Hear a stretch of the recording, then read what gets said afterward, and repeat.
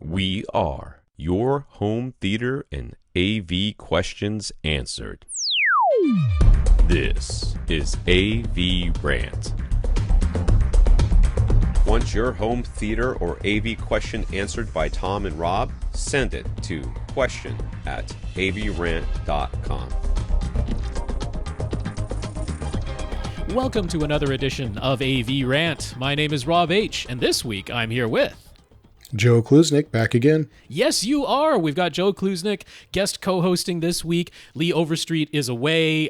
He will be back again at some point, but I'll leave it to him to explain what he would like to say publicly as far as what has kept him away this week. But yes, he is away this week, needing to deal with some things that, believe it or not, are even more important than recording a home theater podcast. But we are not in dire straits because Joe is here to help out and fill in, and I know he's got some things to share. We're going to tease that because that's probably going to come towards the end of this episode. New gear in the theater. That's always the most fun things to talk about. But before we get to all of that, I've got a minor surprise. I don't know, it might be in the title again, so who knows, I might have spoiled it all, but I spoke and recorded with Tom Andry again this morning, this week, to get some further updates.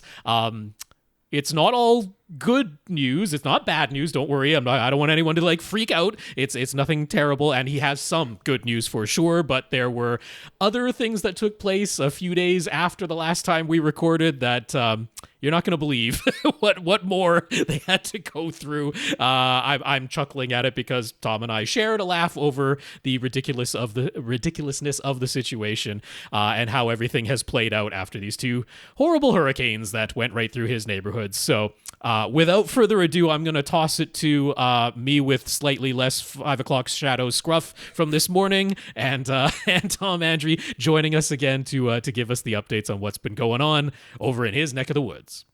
Okay, so welcome back, Tom, to AV Rant for the second time. Some updates. Like I'm getting introduced to my own podcast. That's what it has to be. Who knows? We might have had a new listener just last week or the week before. It's possible. Who's like, wait a second, Tom? Who's this Tom guy?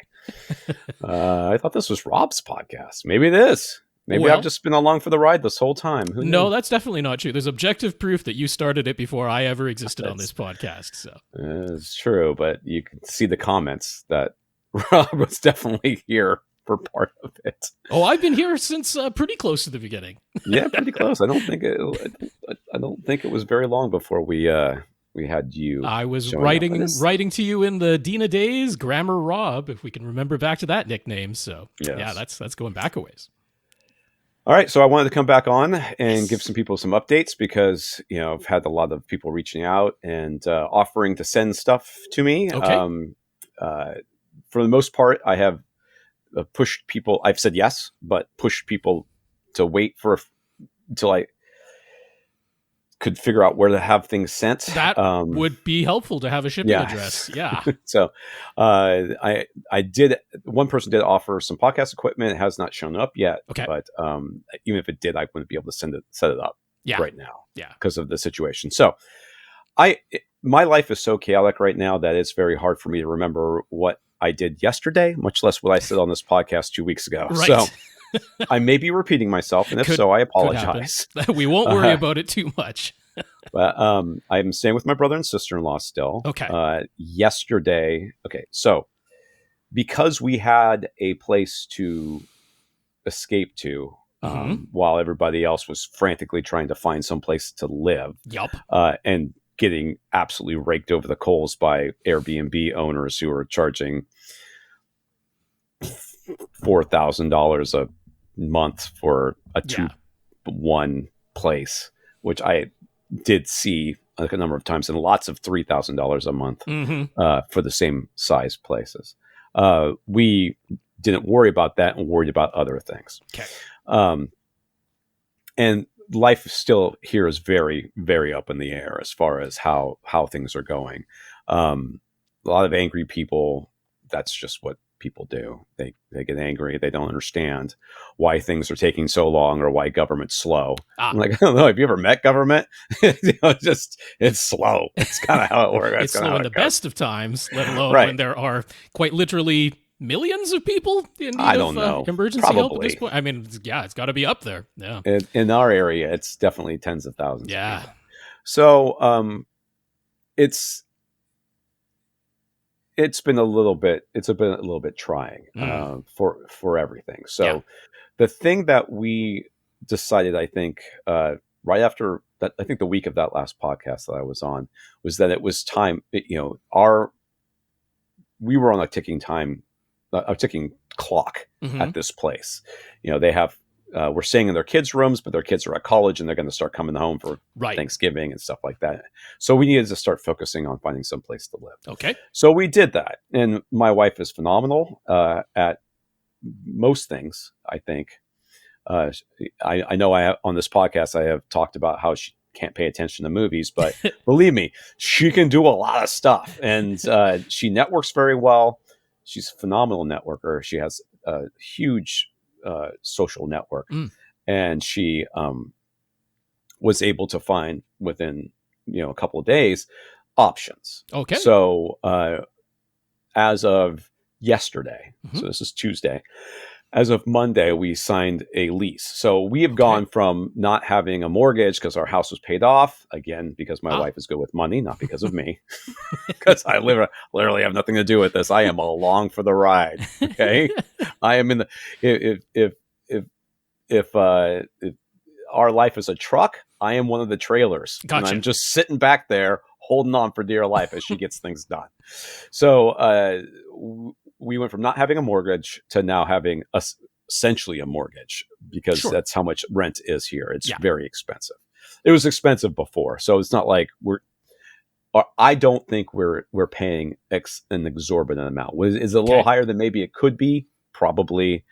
In the best of times, we probably could have shopped around a little bit with a lot more options, but this was like, it's a 3-2. It's didn't flood. I mean, those are like the only two things we really care about. It is not furnished, which is problematic for us, but it's also, I mean, okay. So did we talk about Milton last time, Rob? I don't remember what we talked about. Well, Milton had happened, so we knew that a tree had gone into the roof of your house that you own. So what we did not know, I think, during the last podcast was that because I think we did that on like a Tuesday, right? Yeah, probably a Tuesday or Wednesday. It was a Tuesday.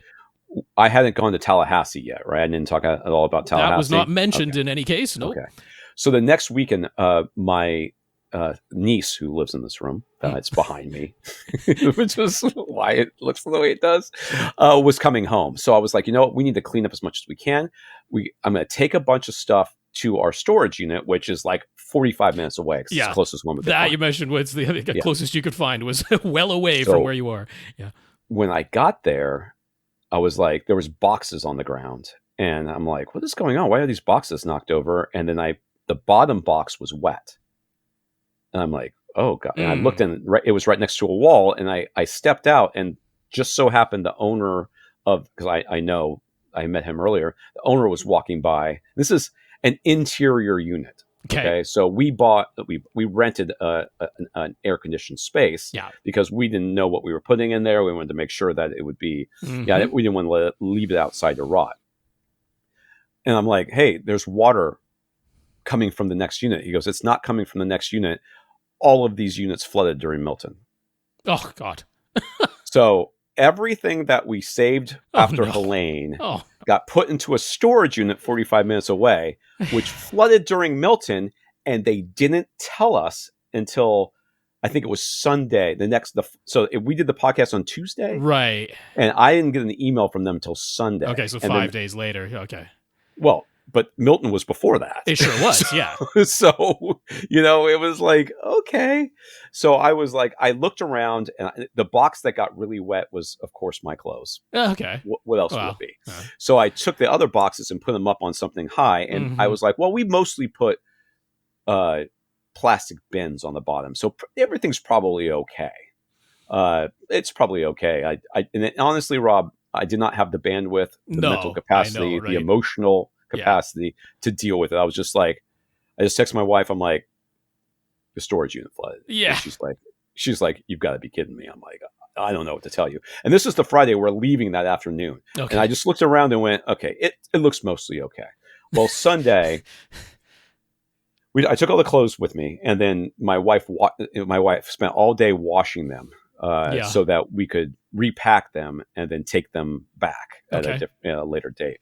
And we gathered up one of my children, and we went to Tallahassee because my middle son, my eldest son, stayed here because there's still a bedroom for him. Okay. And we took my youngest son up to see my middle son up in Tallahassee, who's going to FSU, and he's doing phenomenal. I mean, he's got straight A's, and he's got a good friend group, and we're just like, we're going to pretend nothing's going on down in St. Pete for a couple of days, and it was really nice. Okay. And Sunday came around, and they're like, you need the storage unit flooded. We're going to send you some more information pretty soon. And then the next day, I got, you need to come in and go through the storage unit with it was the insurance company, because there's a insurance company that we all had to buy insurance for our storage units. Right. And I'm like, okay, well, this shouldn't take very long. I go down there. It was way worse than I thought it was. God. So, like, we had a bunch of framed photos of pictures, like our diplomas and artwork and stuff like that. All of that wicked water up it. I had comic books that I had kept since I was in high school. And of course, if you had asked me the 2 series of comic books that if you said you have to throw away everything but 2 series, there were 2 series that I would have kept, and those got ruined more than anything else. It's comical at this point. A bunch of almost everything on my wife's side of the closet, the hanging stuff that didn't get wet or damaged, all of her dresses, all of her work clothes, all of this dry clean stuff, all got ruined. And in the storage unit. In storage unit. And honestly, she doesn't wear most of it anyways. But the point, it's not. I mean, I told her, and I've said it. I mean, I don't know if I said it on the podcast or not, but everybody has too much stuff. We all have too much stuff, right? And we all should purge our stuff. We should, and we know this. But this is not how you want to do it. Nope. So we're now, I mean, we have this massive storage unit where it's echoes in there. They're because I think we got like a 10 by 20, which we could probably fit everything at this point in like a 5 by 5 if we packed it right. That's how little we have left. Now we don't have any furniture in there because most of the furniture got ruined, and the furniture that we think might be okay that still has to be disinfected is at the house because we can't move it over there because we don't have a truck and we don't have movers, and I don't care. I'm not doing that. Yeah. So yes. So I got double whammied by 2 storms. And it's a third insurance claim at this point, right? Because that's different insurance. The storage is a different insurance. Yes, it's different insurance. And I didn't take that much insurance. Like it's like $1,000, $2,000, or $10,000. I'm like, I don't even know what's going in there. It can't possibly be worth that much. I'll take the $2,000 one, right? Because the $10,000 one was like ridiculously expensive, and the $2,000 I think was not that bad, but it was still like, I mean, the whole point of having and remember, I'm doing all this over the phone. When I rent the storage unit, I'm doing it over the phone. I'm not in the place. It's 45 minutes away. And if I don't rent it immediately, it's going to get snatched up by somebody else. Right. So I have to rent it, or I'm going to be driving an hour away or an hour and a half away to go to so I'm like, I'll take it. So I had no idea it was on the ground floor. And and even then there was still at least a 10 by 10, or maybe even a 10 by 20 unit and a hallway between the street and the door of my unit. I had no clue that this thing could pop. It hadn't flooded during Helene. Why would it flood during Milton? Different paths. I was just like, so yes. So I've had a lot of AVRant listeners reach out. Yes. I've had a lot of offers for things. Okay. And I am saying yes to all of them. So if you have something that you think might help me, feel free. And I will have we have an address at this point, but I don't want to give it to anybody for fear that they'll actually send something really, really immediately. And I won't be able to get in there for at least a week, and we'd probably be a week and a half before we're actually able to move in. But the news would be lease is signed. So Signed, yes. in the coming, like, say 2 weeks from now, you should Yes. probably have an address you can start sending people. Sending things to. Okay, so Yes. there we go. For anybody who is wondering how long you might need to hold on to the items that Tom has been emailing people back. So if he said, hey, can you hold on to it for a while? Now you've got a rough idea. You've got probably a rough idea, a couple of weeks from now. Okay. But, I'm going to be taking a lot of this equipment and I'm not going to be, my kids asked me this the other day, are we going to set the home theater back up? I'm like, not really, not right away, and maybe not at all. So if you're wondering like what my plan is, I don't know why anybody would wonder this, but if you are, so in my neighborhood, first of all, I know I said this before, but you cannot imagine the devastation that's going on in this neighborhood. Right. It is like, even I, who have been through this neighborhood multiple times, sometimes multiple times in a day, am driving through and going, I just can't believe it. I just still can't believe how bad it is. Because even during Adelia, which flooded like 20-25% of the homes, which it looked, we had so much survivor's guilt, it wasn't even funny. Like, we had so much survivor's guilt, that little bit of water we got in our house, we're like, you guys go help everybody else first, and then you can come deal with us. We got the carpets out, things are dry. We're fine. Don't worry about that one, us. you didn't lose a ton of property. It was like a baseboard and 6 inches of drywall in like 2 rooms, and 2.5 rooms. So it was really no big deal for us, and we felt very, very guilty about the whole thing. So this is it's so much worse. But the plant, the problem is there's investors that are swooping down and trying to buy the property for pennies on the dollar. Oh, wow. And then even as you're sitting there signing over the property, they have a buyer, like an investor in the room, who they will then sell it to them for $100,000 more. Sure. And then, and so basically you're just, and even they are getting it at a deal. So it's very, it's very hard to understand like the amount of pressure that's going on in the neighborhood, as far as, trying to get people not to sell, because it really tanks the property values in the neighborhood. Yeah. But at the same time, we're like, man, I can't, I've done this. Like, there's one family that lives down the street from us, and they have flooded. They bought their house like 18 months ago, and they flooded 3 times. And they're like, we're out. Like, we're never coming back to this house. Yeah. And I can't blame them. I can't blame them. So what is my plan?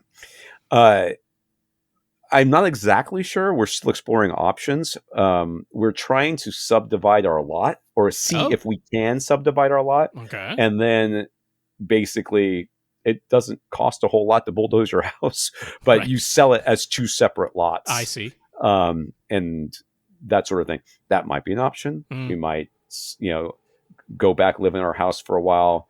And then when property values rebound, which probably will be about 18 months, I would imagine. That's kind of what happened with Adelia. I hate to say it, but barring any further disasters next year, because this is not out. We don't know the future. So hey, Adelia flooded 25% of my neighborhood. Right. Okay, and those houses that were flooded were selling. Yeah. Up until Helene. Okay. So, but I was like 13 months prior. So that's, this neighborhood is very desirable. Now, what's going to so I'm all over the place. So let me just finish this one thought. So what is our plan? We don't exactly know, but the ultimate goal is to sell and move. Okay. And stay in St. Petersburg. And I think I kind of talked about this last time. Maybe I didn't, but, my wife and I have always kind of toyed around, discussed where are we going to live next? Where are we going to live last? We've lived in Australia. We've lived in, Jacksonville. We've lived in Los Angeles. We've lived here, and where are we going to live next after this? And, we've kind of toyed around with different things. And I was kind of, even as recently as, just directly before the storm, my parents are like, we want to know where you're going to end up. I'm like, I don't know. It could be anywhere. We could go anywhere.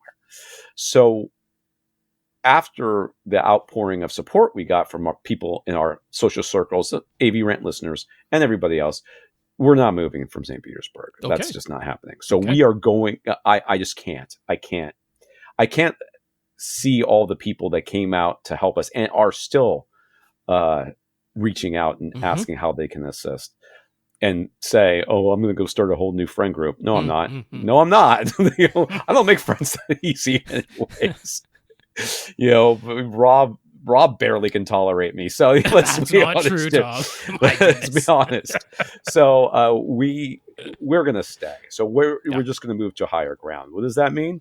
Not that much, honestly, because Milton Okay. flooded a whole bunch of stuff that had never flooded before, and Right. places that don't have flood insurance because they're too high to have flood Right. insurance. So all of Florida is flood zone as far as I'm concerned. So we're going to minimize risk. Yeah, we're going to learn from our mistakes, but we're not going to. I think we're going to try to stay in the neighborhood, but we can't. A neighborhood, but the area, not the neighborhood, but the area.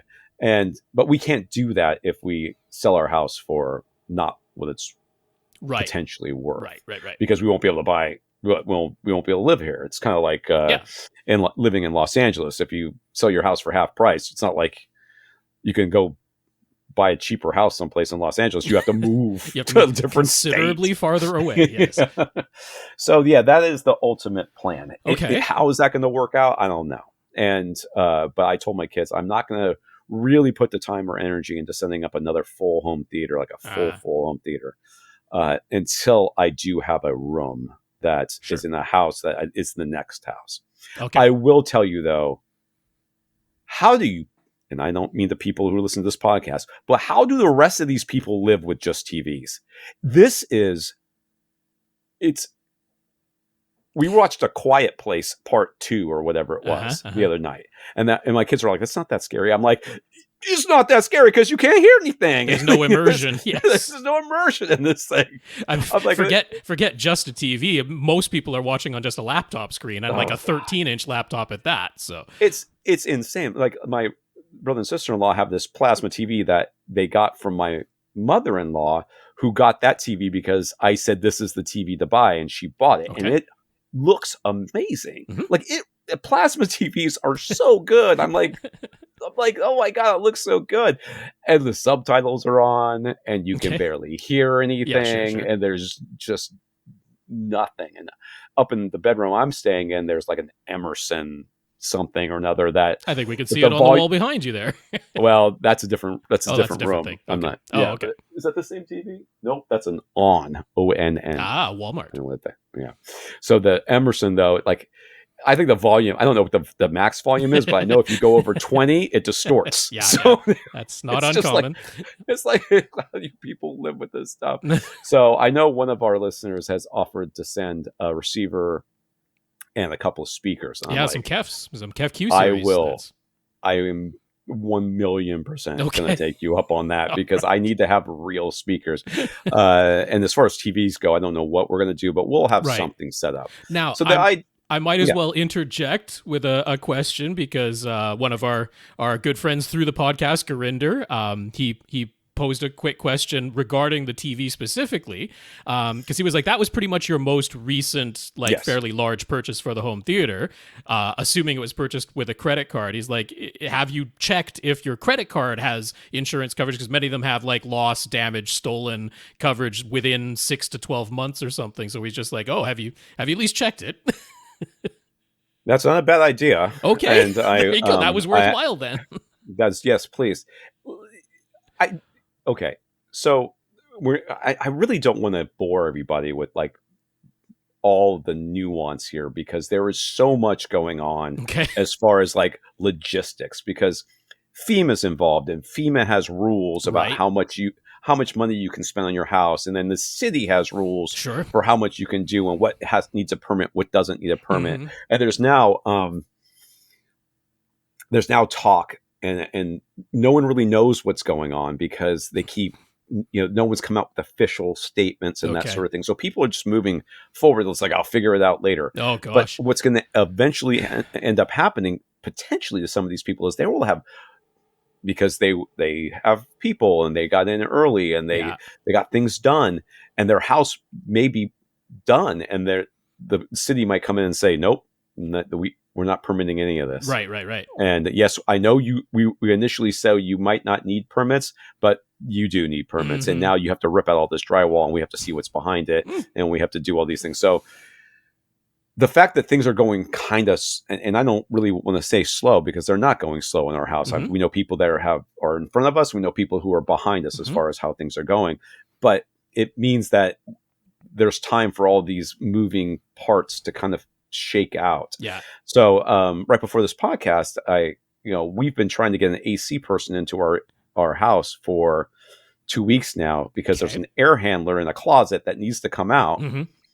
And everybody looks at it and goes, no, it's going to be $4,000. I'm like, like just to remove it, not to replace it? Well, to remove it and then put it back in, basically. All right. But even that, it's like, so I got the guy who actually installed it, he's like, and he gave me a price that was much, much lower. Mm-hmm. But he's kind of a misogynist a-hole, and he won't talk to my wife.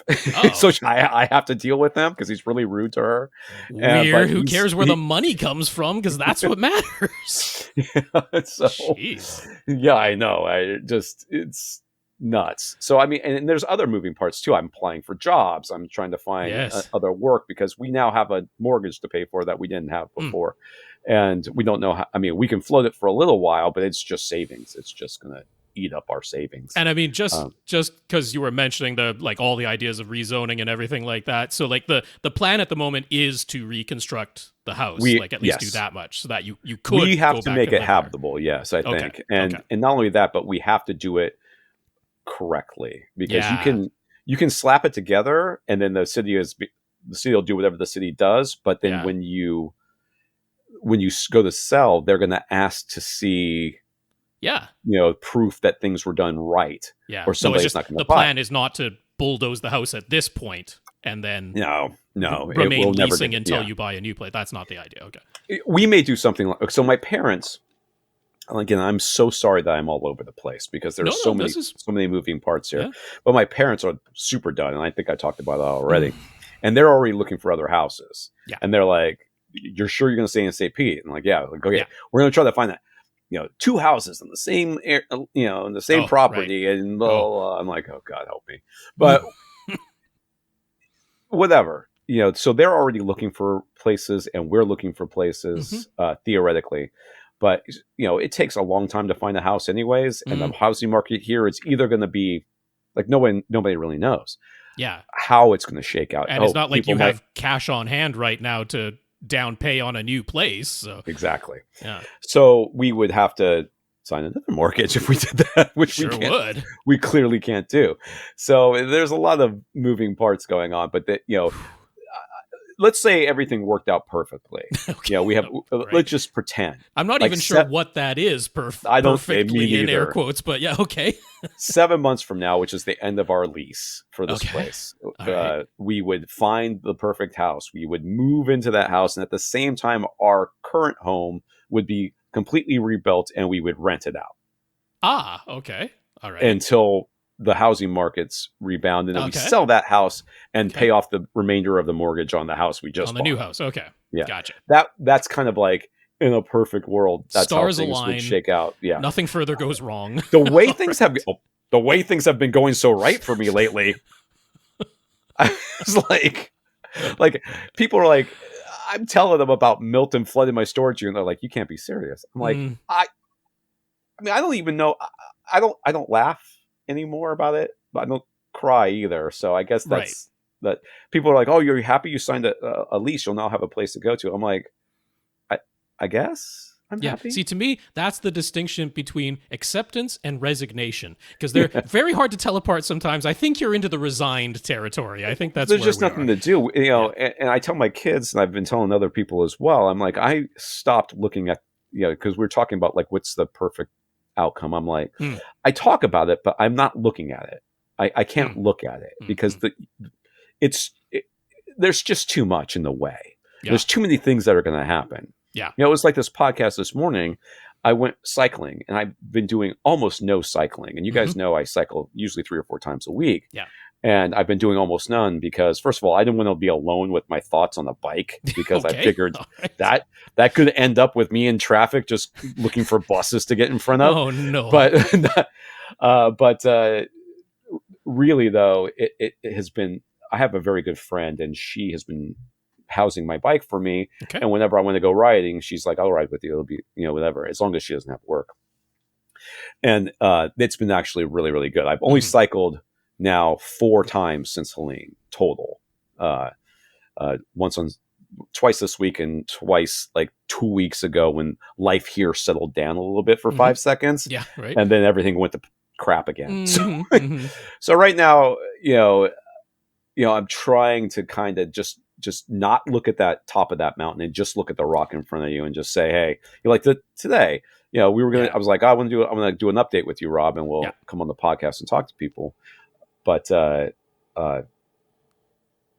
I got a call. I was in because my bike's at her house. I was driving back from my house covered in sweat and in skin tight latex or spandex or lycra or whatever they call it. And my AC guy calls and, hey, can you be at the house in 15 minutes and let me in? I'm like, well, you're going to see my junk, but let's go. So I just showed up there in tights and everything else. And this guy is, like I said, he's a bit of a misogynist. So he looked at me and I'm like, this got done cycling, man. Yeah. Shut up.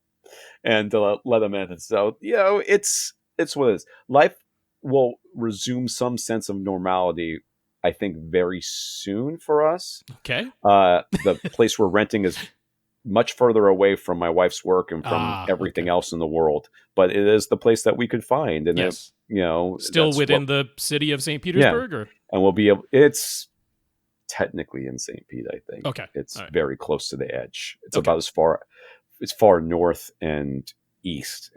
For those of you in the area, it's like off of Gandhi near 4th. But it's where it's fine. Okay.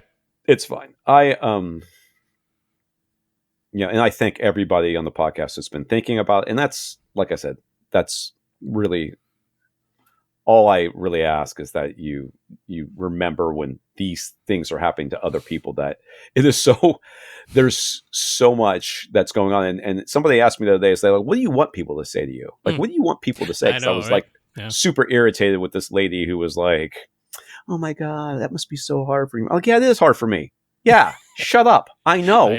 I'm the one. Don't tell me it's hard for me. I don't want you to empathize with me. I don't need empathy. Okay. What do I want people to say, or what do I want people to do? I mean, not much really, because I knew a kid a long time ago whose mom unexpectedly died, like dropped dead, and they found out that she had a brain tumor. So they scanned the whole family, and he had one, and he was like 18, 19 years old, just a young kid. And I was older than he was. And I just never made a big deal about it. I was just like, and that sort of thing. And he, I think, appreciated it. And that's kind of where I am. I'm like, people ask, how are things? And I'm like, or how'd you make out in the storm? I'm like, I lost everything. Yeah. Like, oh, I'm like, that's enough. That's all you had to say. No, and I mean, someone saying, God, I'm sorry. I mean, that's all right. I would assume. Yeah. But, yeah, that's fine. But, it's just, if I want to talk about it, I will talk about it. No, I know. But I don't really want you to ask me a bunch of questions about it, because believe me, it's all I talk about. And I mean, all I talk about. I've certainly come across the, like, tell me what I can do to help. And like, that's coming from a great place. I know that, but it's like, I don't have the bandwidth to think of anything to tell you to do right now. It's just more work for me. It's like, listen, should I put together an Excel chart for you? I mean, what do you want me to do? You want a PowerPoint presentation? How do you want me to just say, hey, I've got this. Would you like it? That's what people have done on the podcast. Sure. And that's been great. Yeah. And my friends, for the most part here, have been doing stuff like that. Hey, do you want this? I've got this. Do you want that? I've got that. So, pretty soon I'm going to be like, I need mattresses for my children to sleep on. Yeah. I don't have to have beds. They just have to have a mattress that we can throw on the floor, because we're going to be camping in this place for a little bit, and we'll slowly build stuff up. We'll slowly get stuff. But like dressers and things that you think to yourself, what's all the stuff that's 3 feet and lower in your house, and it's all furniture. It's the majority of things, all right. So, it's at some point we're going to want some place to put clothes. At some point we're going to want garbage cans. At some point we're going to want, just like the little stuff that you don't really think of. So, desks and all of that. And I've got people in town, and I like this woman who's housing my bike is like amazing at. She's got a big social network too. Okay. And I just tell her, I'm like, I need this. And then she like puts a call out and then it shows up. Yes. So now that is huge help, because that is taking a big thing off your plate. Yes. So yeah. So, but my wife's also at the same time, that's the thing that's amazing. Like I am selfish. I'm sorry. Like most people, I think about myself. Sure. And, like my wife's out there and I see her posting on Facebook all the time, and you can see her. It's like, oh, such and such isn't on social media. Let me let them know about this. Oh, wow. I'm like, what? Like, how are you thinking about other people right now? Like, I'm so busy wallowing in self-pity, and being irritated that this keeps, that things keep going wrong. How can you do this? And that's why people are better than I am. And I think it's okay. I try to help people. I do. But, these people showing up at my house to help me clean out my house, many of them came, they stayed for an hour or two and left. Sure. That's probably what I would have done for other people. But the people who are like just relentlessly being helpful, I'm like, how are you doing it? I know. I don't have the physical energy to go that. I know. I don't. So, I mean, and I really appreciate them. I do. That's crazy. But if you take, like I said, my experience, if you can learn something from it, is don't ask what I can do to help. Just say, hey, I've got, okay. Can I do this? Sure. Would you like this? Here's the way I know I can help. Would you like me to do it? Yes or no? Yeah, I've had people offer me like tickets to shows and stuff like that. I'm like if you want a night out, here's a ticket to a show. If you want to go to dinner, I'll take you to dinner. I'm like, well, for that taking me to dinner, that requires me to be organized anyway, so that's not going to happen. And to physically move. Yeah, sometimes it's just too much. But stuff like that, and a lot of times I just turn them down, and it's not because I'm not thankful or grateful. It's just usually by the end of the day, I've put out so many fires that the only energy I have, I'm not going to a show at 9 p.m. To go see something, or 8 p.m. or even 7 p.m. I'm like, I got to get my kids to bed. I got to feed myself. I got to take a nap. I mean, I just want to go to sleep myself. Yes. So, I mean, getting cycling in has been very, very hard as well, even though it does me good mentally to do it. But it's just, I just can't. For the most part, can't. And I've had a lot of people offer me a lot of things that, are, ways to forget. And I'm like, it doesn't. Not yet. Well, even when I went up to Tallahassee, we were like, oh, it'll be so good for you to get out of St. Pete, and you'll be able to reset and relax a little bit. I'm like, that is totally not what I did. I went up there. It's just worried about too much. Yeah, you got to think about what's happening when you come back. But I do understand the thought. So it's fine. And it sounds like everyone you're dealing with is well-meaning, which is huge. Because I mean, there's a big difference between there are the people who are helping more than I can understand how they're able to help that much, and that's one category. But like, there are the people who are actively bad in these situations. People who, like you were mentioning, the people stealing from like the things that were left outside because people had to get wet stuff out of their houses, and then people came along and stole stuff. And I'm like, okay, that's a completely the line in the sand. Now they're breaking it because the neighborhood is a ghost town, so now the people breaking into people's houses. That's been going on for the last. I got no problem with the person who just is 100% neutral, just does nothing. That person is great in my book. Like that's because they're not actively hurting anyone, and that's the line for me. So you're well above that line, Tom. Yeah, well. So, and for those of you out there that like I said, I don't ever expect anything from any of my listeners. You guys, this podcast is really to help you guys and to give us a way to talk about an outlet to talk about AV. Yeah, I will be back. When that podcast equipment shows up, whenever that is, or even if it doesn't, I can still use this computer. Sure, it's terrible. I was going to buy this is like a camera with a ring light on it. It is. It's awful. We can definitely see the ring light reflecting in your glasses. It's so bad. Look at this thing. Look at that. Look at that, the screen. It's so bad. I'm so glad I didn't buy one of these. I was thinking about getting something like this, and I ended up getting a regular camera. Yeah.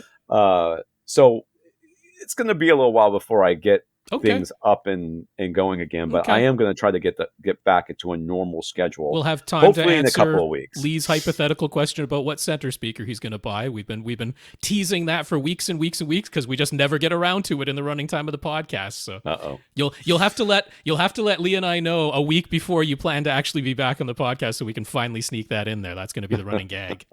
I will let you know the minute that I can, but I like I said, a lot of times I don't like people are like, oh, I've got this one guy was cracked me up and he's like, oh, I've got tickets for something and it's in 2 weeks. Would you like them? I'm like, I don't know where I'm going to sleep tomorrow. Yeah.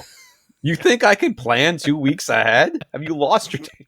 Let me just put that in my Google Calendar and circle it as the most important item in the coming weeks. Right. It was very well-meaning and very nice and all that stuff. It's just, and it's not like, I mean, he had the tickets and he was like, I would like to give them to you. And that's nice. But I'm like, I will know if I can do a thing, usually within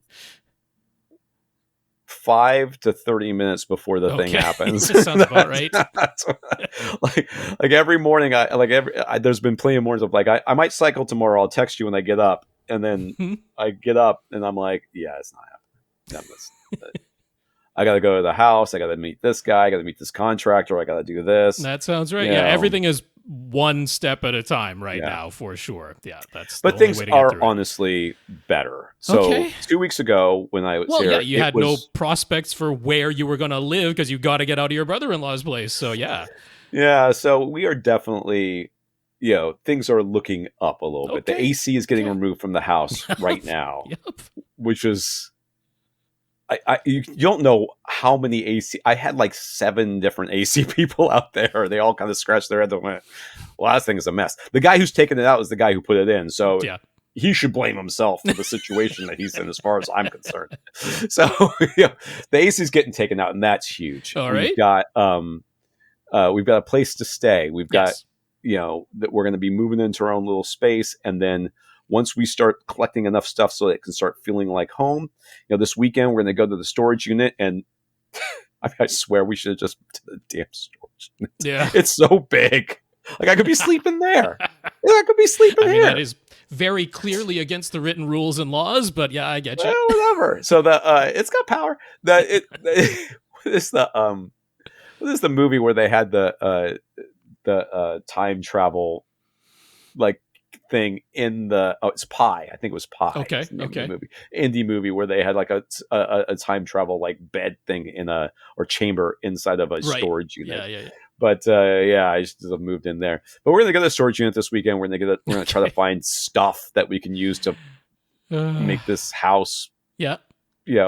Dishes and things, and everything's going to need to be washed and disinfected, and all these other things. It's going to be a huge project, but we still got to somehow get our art, and which is all ruined, by the way. But I mean, the art prints are ruined. But we got to get our diplomas out of those. They're on the front porch right now. They're going to come out and.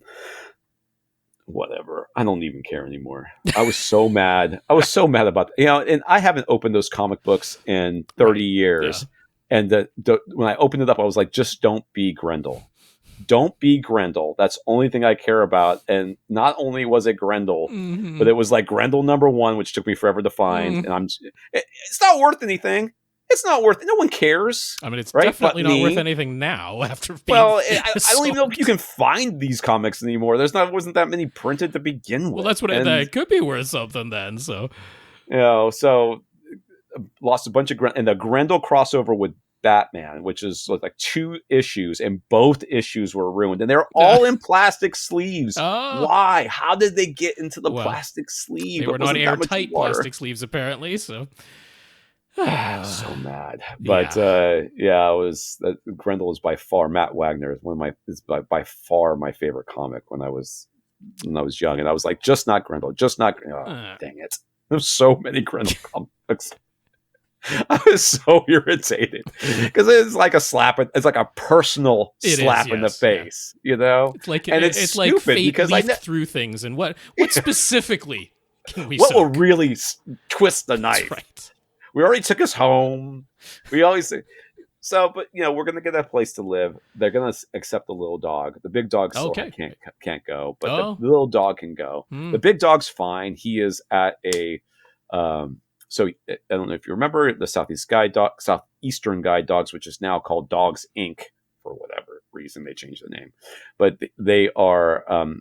He's at another, like he's a breeder dog, Okay. so he's at a retired breeder dog's house, and he gets along with the other dog very, very well, and they're very happy. Okay. So he's fine Okay. for now, and hopefully this guy said he can stay there as long as he wants.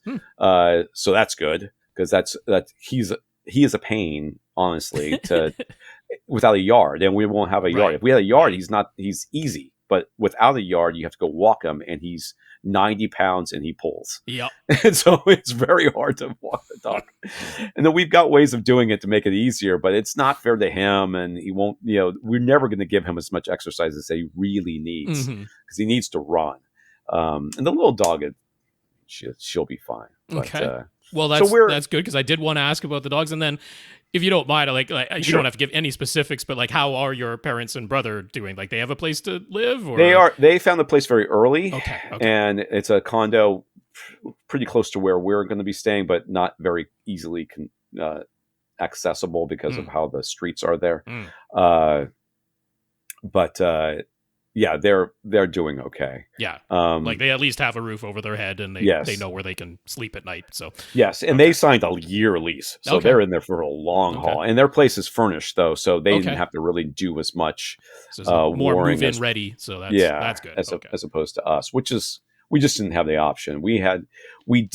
There was a lady who had a furnished place that she was going to rent us, but there's a lot of scammers out there, and she was not available in person. She can only talk to us over Facebook, over FaceTime, and she had her friend list in the place, and the place wasn't really put together yet, and needed to have some furniture moved around and things put on places. And she's from red flags. She's from Albania, so she has like this Eastern Bloc accent. And I'm just like, oh my god, everything smells of a scam, and it's probably not. It's probably not. She's probably a very nice person who's just trying to rent out to other people, but no, red flags exist for a reason. So I was like, oh god. So that she was our our backup. This other place came through, so yes, it's not furnished, but it's through a corporation. And I mean, we were through the leasing office, not like subletting from somebody, which is what was happening in the other place. So I just like, I don't know.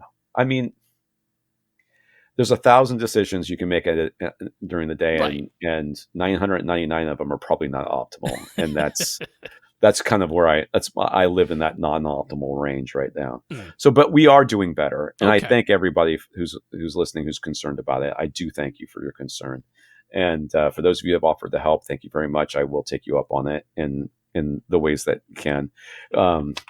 And hang on for a couple more weeks. You should be getting a shipping address that'll actually work. So just hang tight for that much longer. Hang tight. Well, before we let you go and Joe and I resume the podcast episode for this week, would you like to answer one home theater related question that Lee and I just speculated on, but they specifically, this is from Tony, wanted to know your take, because Tony was considering changing from an Onkyo receiver to a Sony receiver, Sony ES. Their series of receivers, like the new ES 5000 or 7000 in that type of range. And they have Sony's own version of room correction. It's not Odyssey or Dirac or anything. It's Sony's own one. So I guess I'll split up into two parts. Did you, Tom, have any personal experience or opinions on Sony's room correction program that they run? Not particularly. I have not. The reports in general have not been...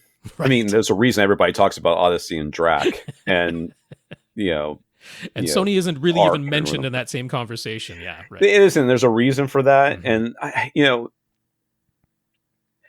I'm going to be honest with you.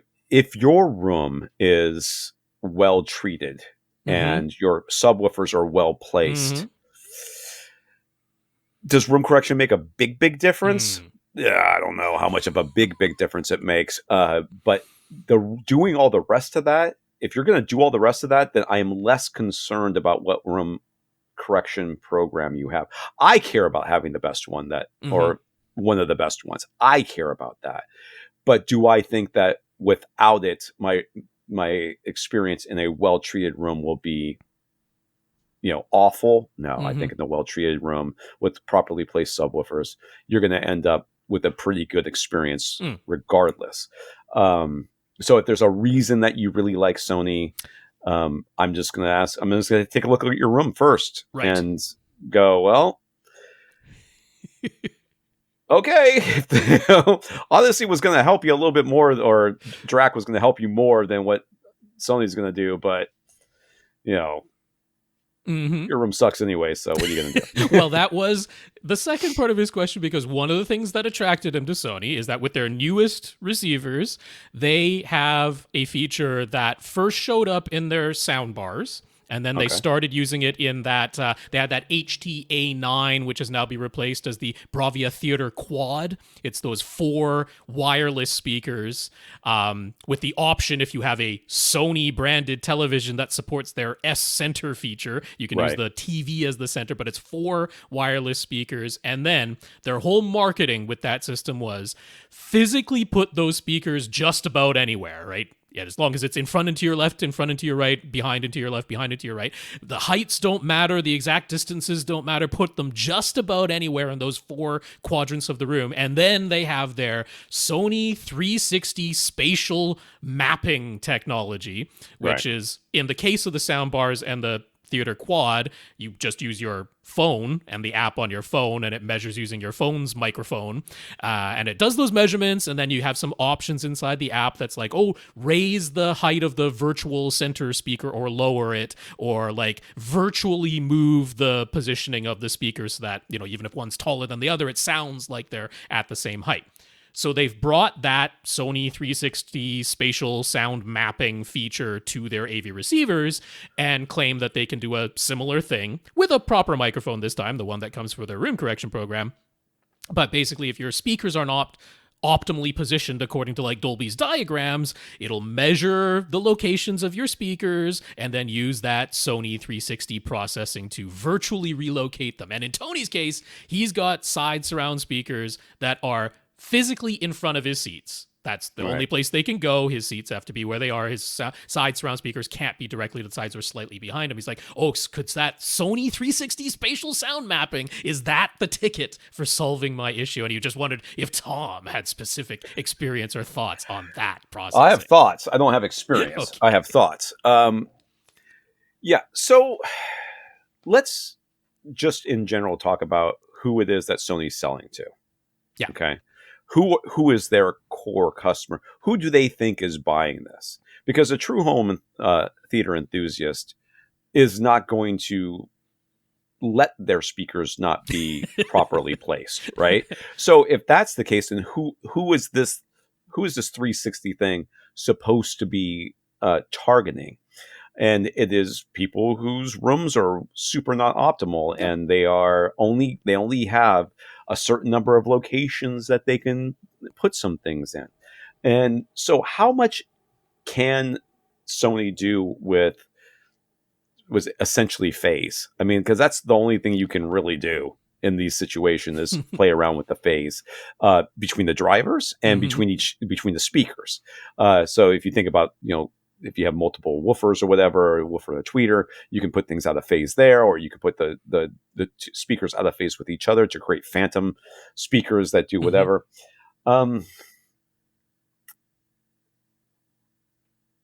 I would be highly skeptical that this works in any sort of substantive way. I think that more likely there are going to be some, and I don't think it's like, we can change it based on your room and the measurements and all these other things. I think it's more of, did you like this setting or this setting? Because these are the two settings we can do.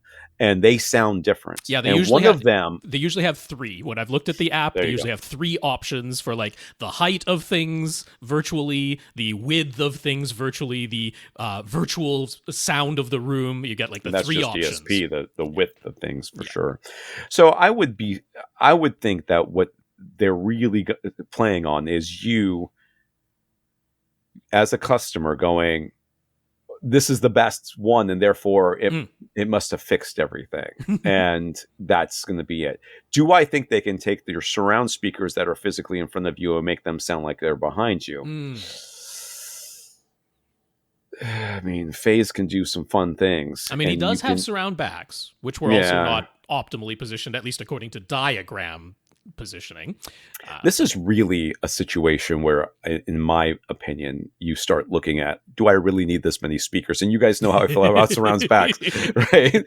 Like if do you really need to have 7 when you could have 5 that are better placed? Because, and by better placed, I mean, even if they're not optimal, if they're at least physically behind you, that's better, right? Treat the room as best you can. If the speakers can't be optimally placed, that's okay. But if they are suboptimally placed, meaning instead of like, oh, they're a little bit too close to each other and they're behind you, like, THX used to recommend, or if they're a little too higher than you wanted them to be instead of whatever, that's not optimal. But suboptimal is they are in front of you when they need to be behind you. Yes.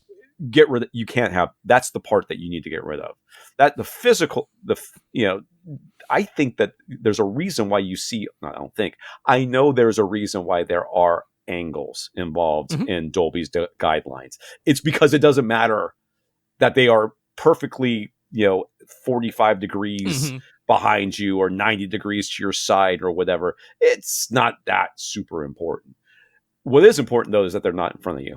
That is the number one. Yes, Lee and I joked that what he needs to do is move his couch forward 1 inch per week. Yes. And then, like, I think about 10 weeks from now, his surround speakers will be where they need to be, and no one will notice. That's right. Vacuuming behind the couch where the indentations in the carpet. Right. Where, I just can't. It's not that hard to get a good surround sound experience. It's so important that you do. I just can't. Living without it for as long as we have lately, it's just been absolute. For me, it's eye-opening. Yeah. This is how people live. Yeah. It's to me crazy. Like even my parents, where I used to go to their house, they had a sound bar, and it got plenty loud. Yep. And that's what you really needed. It's just for it to get loud enough for you to understand. Now they still had subtitles on, which drives me nuts, but that's because they're old, not because the audio wasn't loud enough. So I would highly recommend that you pick a set of those 2 speakers and just go 5-point instead of 7-point. Yeah, there's the one that I suggested was, since he had an Onkyo and it was a THX certified Onkyo. Sure. He hadn't tried the THX listening modes as the upmixer, and one of the options is they just play the surround sounds out of both the surround and the surround backs. They do that THX phantom rear array thing, and I was like, oh, I mean, hey, that's free and you already own it. By all means, give that a try, because rather than moving his Onkyo to another room and buying a Sony in the hopes that Sony's processing is going to be the ticket, I'm like, I think you already have the processing you need in the, because that would give you a phantom. It'll give you a phantom, basically side a center array. Yeah. So if the right side sounds are playing out of both those 2 speakers in phase, then it will create a virtual speaker in between the 2, and I think Rob's right there. That's a good idea. Now, when you get to the more diffuse sounds and stuff like that, it's probably not going to matter anyways. Yeah, it's not going to matter that much. What you really want is for the sounds themselves to sound like they're coming, like the more definitive sounds to sound like they're coming from behind you. Yeah, like you said, if he's got access to it, do that. But don't be afraid to get rid of speakers. And I guess send them to me. There you go. There you go. I am seriously not asking for things, guys. Believe me, I am not. I really don't know what's going to happen or where we're going to go or Yeah. how things are going to shake out. I don't know how long it'll be till I actually have a TV. We Right. might be doing the whole movie thing. Computer thing, watching things on laptops. But we will. I think what might end up happening is we have like one computer set up with 3 computers that we keep switching the HDMI cable between them. Oh my goodness. Because we're not going to have enough monitors for everything. So, because my son saved his gaming laptop and the gaming rig, and we're going to be like, oh, hey, can I borrow that monitor? Right. Yeah. Can I borrow that monitor for a second? I just need to do some taxes. Dad needs to do a review, and he needs to be able to edit some photos. I mean, it's so stupid. It is so incredibly stupid how much stuff you realize you don't have when you look and you go, right. You just go look to the side and go, all I need is, like, somebody asked me the other day, they were like, I was complaining about shaving my head and how it's really hard to do in this house because of the water pressure and a bunch of other stuff. And friend's like, well, you just use your electric razor. I'm like, what electric razor? I do not. I mean, it was in a drawer in my bathroom. Oh my goodness. It was right near the ground. What do you think happened to that thing? Oh, right. Well, you could just use your regular razor. I'm like, what regular razor? It was in a drawer in my bathroom. Yeah, I guess sounds like a pharmacy visit then. It's I mean, it's nuts. It's crazy. It's crazy, and I am laughing, and it is fine. We're doing we're going to be okay, and and as hard as it's been for us, there is somebody in Florida and maybe North Carolina, Tennessee, or wherever else, Helene destroyed, who has it the absolute worst. Right. It is definitively not me. I know people have it much worse than I do. Yeah. So I don't, I try to keep that in mind at all times. There's always somebody, there's got to be somebody who's got it the absolute worst, whoever that person is. I don't know who they are, and I'm sorry. And I wish I could help you, but I don't know who you are.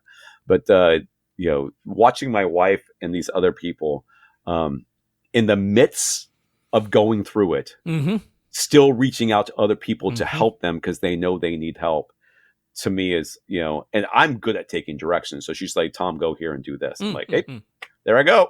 Like, what am I doing? I show up. My wife told me to come here and help you move a piano out into your curb. You need a piano moved to your curb? I do. Okay. Oh, then you are doing above and beyond. For sure. I'm good at taking directions. That's what I'm good at.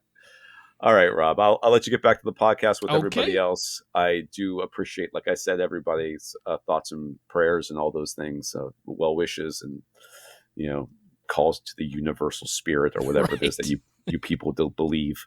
And I will keep updating you, and hopefully I'll be back on the podcast regularly in, I will say a month or less. That's my guess. Not holding you to it whatsoever, but we'll have a look forward to pencil in. Yes. All right. Thanks, Rob. Thank you, Tom. It was great to see and hear you again, and everybody, thanks you for providing the update. I am certain. Okay, so that was the word from Tom. Much like the last time we did this, inserting that conversation, Joe has not had a chance to hear everything that Tom. Hope he's doing well. Tom and I talked about. So they are doing okay. As you've just heard, we Tom and I chatted for about an hour. So this is going to be much more than a 2-hour long episode. But yeah, we're a little bit light on news and questions this week. So I don't think it'll be a full 3-hour episode. But who knows? Joe and I might get to chatting at the end of this here podcast, so it might be an epic length this week. Who knows what'll happen?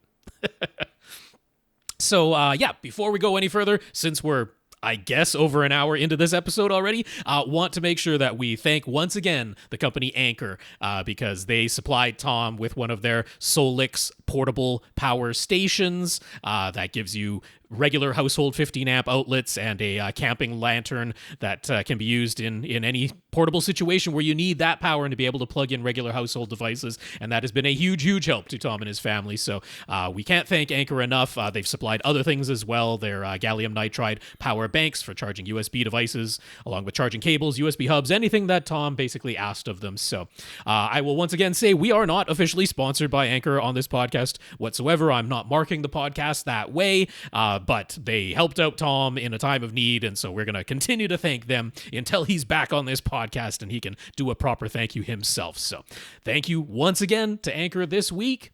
And rolling right along, we have decided with the format this week and having the insert from Tom there, and given how much we want to chat about what Joe has been watching while he's been away from the podcast, we're going to... It's a Halloween special. It is a Halloween special. We are going to save that section, the What We Watch section, until the end of this episode, changing up the format a little bit. But that's okay. It means we can go ahead and continue the thank yous right now by thanking our listeners of the week. And these are people who have supported the podcast in some way. And right now, quite a few people are coming to our website, avrant.com, going over to the right-hand side and clicking where it says Support AVRant. There's a nice picture of a cup of coffee there, and if you click on that, it will take you to PayPal. And you do not have to have a PayPal account to donate that way. You can just enter credit card information without creating a PayPal account if you don't want to. And that money, those PayPal donations, all of that is going directly to Tom and his family to help out with the many expenses they are facing and the unexpected expenses that you just heard about a little while ago. Additional expenses on top of expenses. A third insurance claim having to go on top of the previous two from two hurricanes. Just a fantastic fun time. I'm keeping Joe in suspense. He's gonna have to wait and hear like everybody else to the actual podcast episode. But if you want to help out Tom and his family financially directly, that is the way through that PayPal link. I have the direct link in the show notes as well that'll take you straight to that donation page. So we've had more listeners very generously support Tom that way. Stephen B., Carrie, and Chris H. Thank you all so much for sending those PayPal donations to Tom.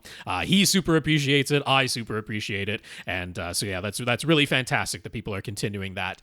Now, if you would like to support just what it costs to keep this podcast going, that's how we're sort of dividing this up. We're using our Patreon funds to just keep the podcast going and keep all of those expenses covered without Tom or myself paying directly out of pocket. And thankfully, over at patreon.com/AVRant podcast, we have 133 patrons who have been holding strong, and you are the folks keeping this podcast going. So thank you all so much. If you'd like to join those folks, sign up to make an automatic monthly donation. $1 per month is the minimum that you can sign up for it, so it doesn't have to be a gigantic excuse. If you want to fall asleep on the 0 key afterwards and still hit enter and confirm, we won't stop you. That'd be very nice. But that's the place to come, patreon.com/AVRant podcast. And thank you to our 133 patrons holding strong over there. And then folks are supporting the podcast in other ways. Greg offered to send Tom an Emotiva BassX A2M Stereo Flex amp, just in case he wants to go back to an 11 speaker setup and needs those 2 extra channels of amplification to attach to his AV receiver. And or from Greg, a Fosse ZA-ZA3 stereo amp as well. And in fact, if Tom ends up taking up that offer from last week for that NAD 11 channel processing capable AV receiver, but has 7 amplifiers built in, he's going to need 4 channels of external amplification to get back to an 11 speaker setup. So I don't know, Greg, he might be taking you up on both of those stereo amplifiers because, hey, they're both very nice. So that's a terrific offer. As you would have heard in my conversation with Tom, about 2 weeks from now, we're expecting he'll actually have an address that he can start emailing back people of where to send these items that people have very graciously and generously offered to send to him. So hang on to those, and in about 2 weeks' time, I think we'll have an address where you can send those things. So continuing on with our listeners of the week, Infinite Gary sent along a couple more movie codes for Tom to be able to enjoy, and he is making use of those. So thank you very much, Gary, for sending those as well. And last but not least, by any means, folks are continuing to send in the notes of gratitude for keeping the podcast going through everything, and we very much appreciate that. So Gurinder, Greg, Robert, Miguel, and Carl, thank you all so much for those notes of gratitude and encouragement. We very much appreciate them, and a big thank you to everybody who continues to listen and send in your questions. So just before we get to our one and only and small news story this week, I forgot to say, now that we're way into this podcast, what this podcast actually is. This is AVRant. It's your home theater and AV questions answered. And if you want your questions answered on this here podcast, all you have to do is send them in. Email is by far the best way to reach us. So that is question@avrant.com. That is the way to get the first in, first out system that we use for answering questions here. So question@avrant.com. You can, of course, come to our website, which is, surprise, avrant.com. You can see all of our show notes there. We include the links to products that we recommend or articles that we're referencing. We have a link to our Flickr album where you can see any of the images that we're talking about if you want to see that after the fact. And yeah, we've got our link for our PayPal donation there, and all of our previous episodes, you can listen to them right there on the website, avrant.com. If you'd like to see the images as we're talking about them in real time, you can come to youtube.com/avrant. That's our YouTube channel. You'll see a couple of heads talking for the majority of things, but yeah, if we've got a diagram or a helpful image or something like that, then that'll be up on the screen while we are talking about it, youtube.com/avrant. And then we're available via various social medias. You can come to facebook.com/avrant podcast to see our postings there. And then, yes, I can be found at First Reflect is my handle. If I'm on a social media platform, that'll be the handle that I'm using. If you don't find me there by searching for it, I'm not on that platform. That's just the way that'll go. And how could folks find you, Joe, if they want to find you social media-wise or contact you directly? Take a look for me on AVS Forum under JSKMDWK. And if you have trouble remembering that string of letters, maybe come see the YouTube version. I've got it in Joe's lower third there, so you can have a look there and plug those in. We are available via independent email accounts too. Tom is tom@avrant.com. I am rob@avrant.com. And Lee Overstreet is lee@avrant.com. And we haven't gotten around to giving Joe a joe@avrant.com, even though he does qualify for the 3-letter first name criteria. That's, you would think. It's mandatory, but you haven't been around as a co-host for 10 years yet, so you got a little while to wait there, Joe. Understood. So that's enough talking from me for sure. Joe, why don't you hit us up with the news for this week? In the news, the historic Pathé Palace in Paris, France, has been in operation as a film cinema since 1927. The venue has 7 theaters, and they have just completed a 5-year-long renovation. Upon completion, only one of the 7 theaters still uses a projector. The other 6 have all been converted to Samsung Onyx MicroLED displays. 4 of the theaters now feature a 10-meter or 33-foot 4K resolution display. The other 2 feature 5-meter or 16.5-foot 2K resolution displays. They have also installed a 9.6-meter 8K resolution display in the lobby. The Samsung Onyx MicroLED displays adhere to the DCI HDR cinema spec, so they produce a peak brightness of 300 nits and are still intended to be used in a fully darkened theater. Movie studios have to provide specially graded movie files in order to take full advantage of the new display's capabilities.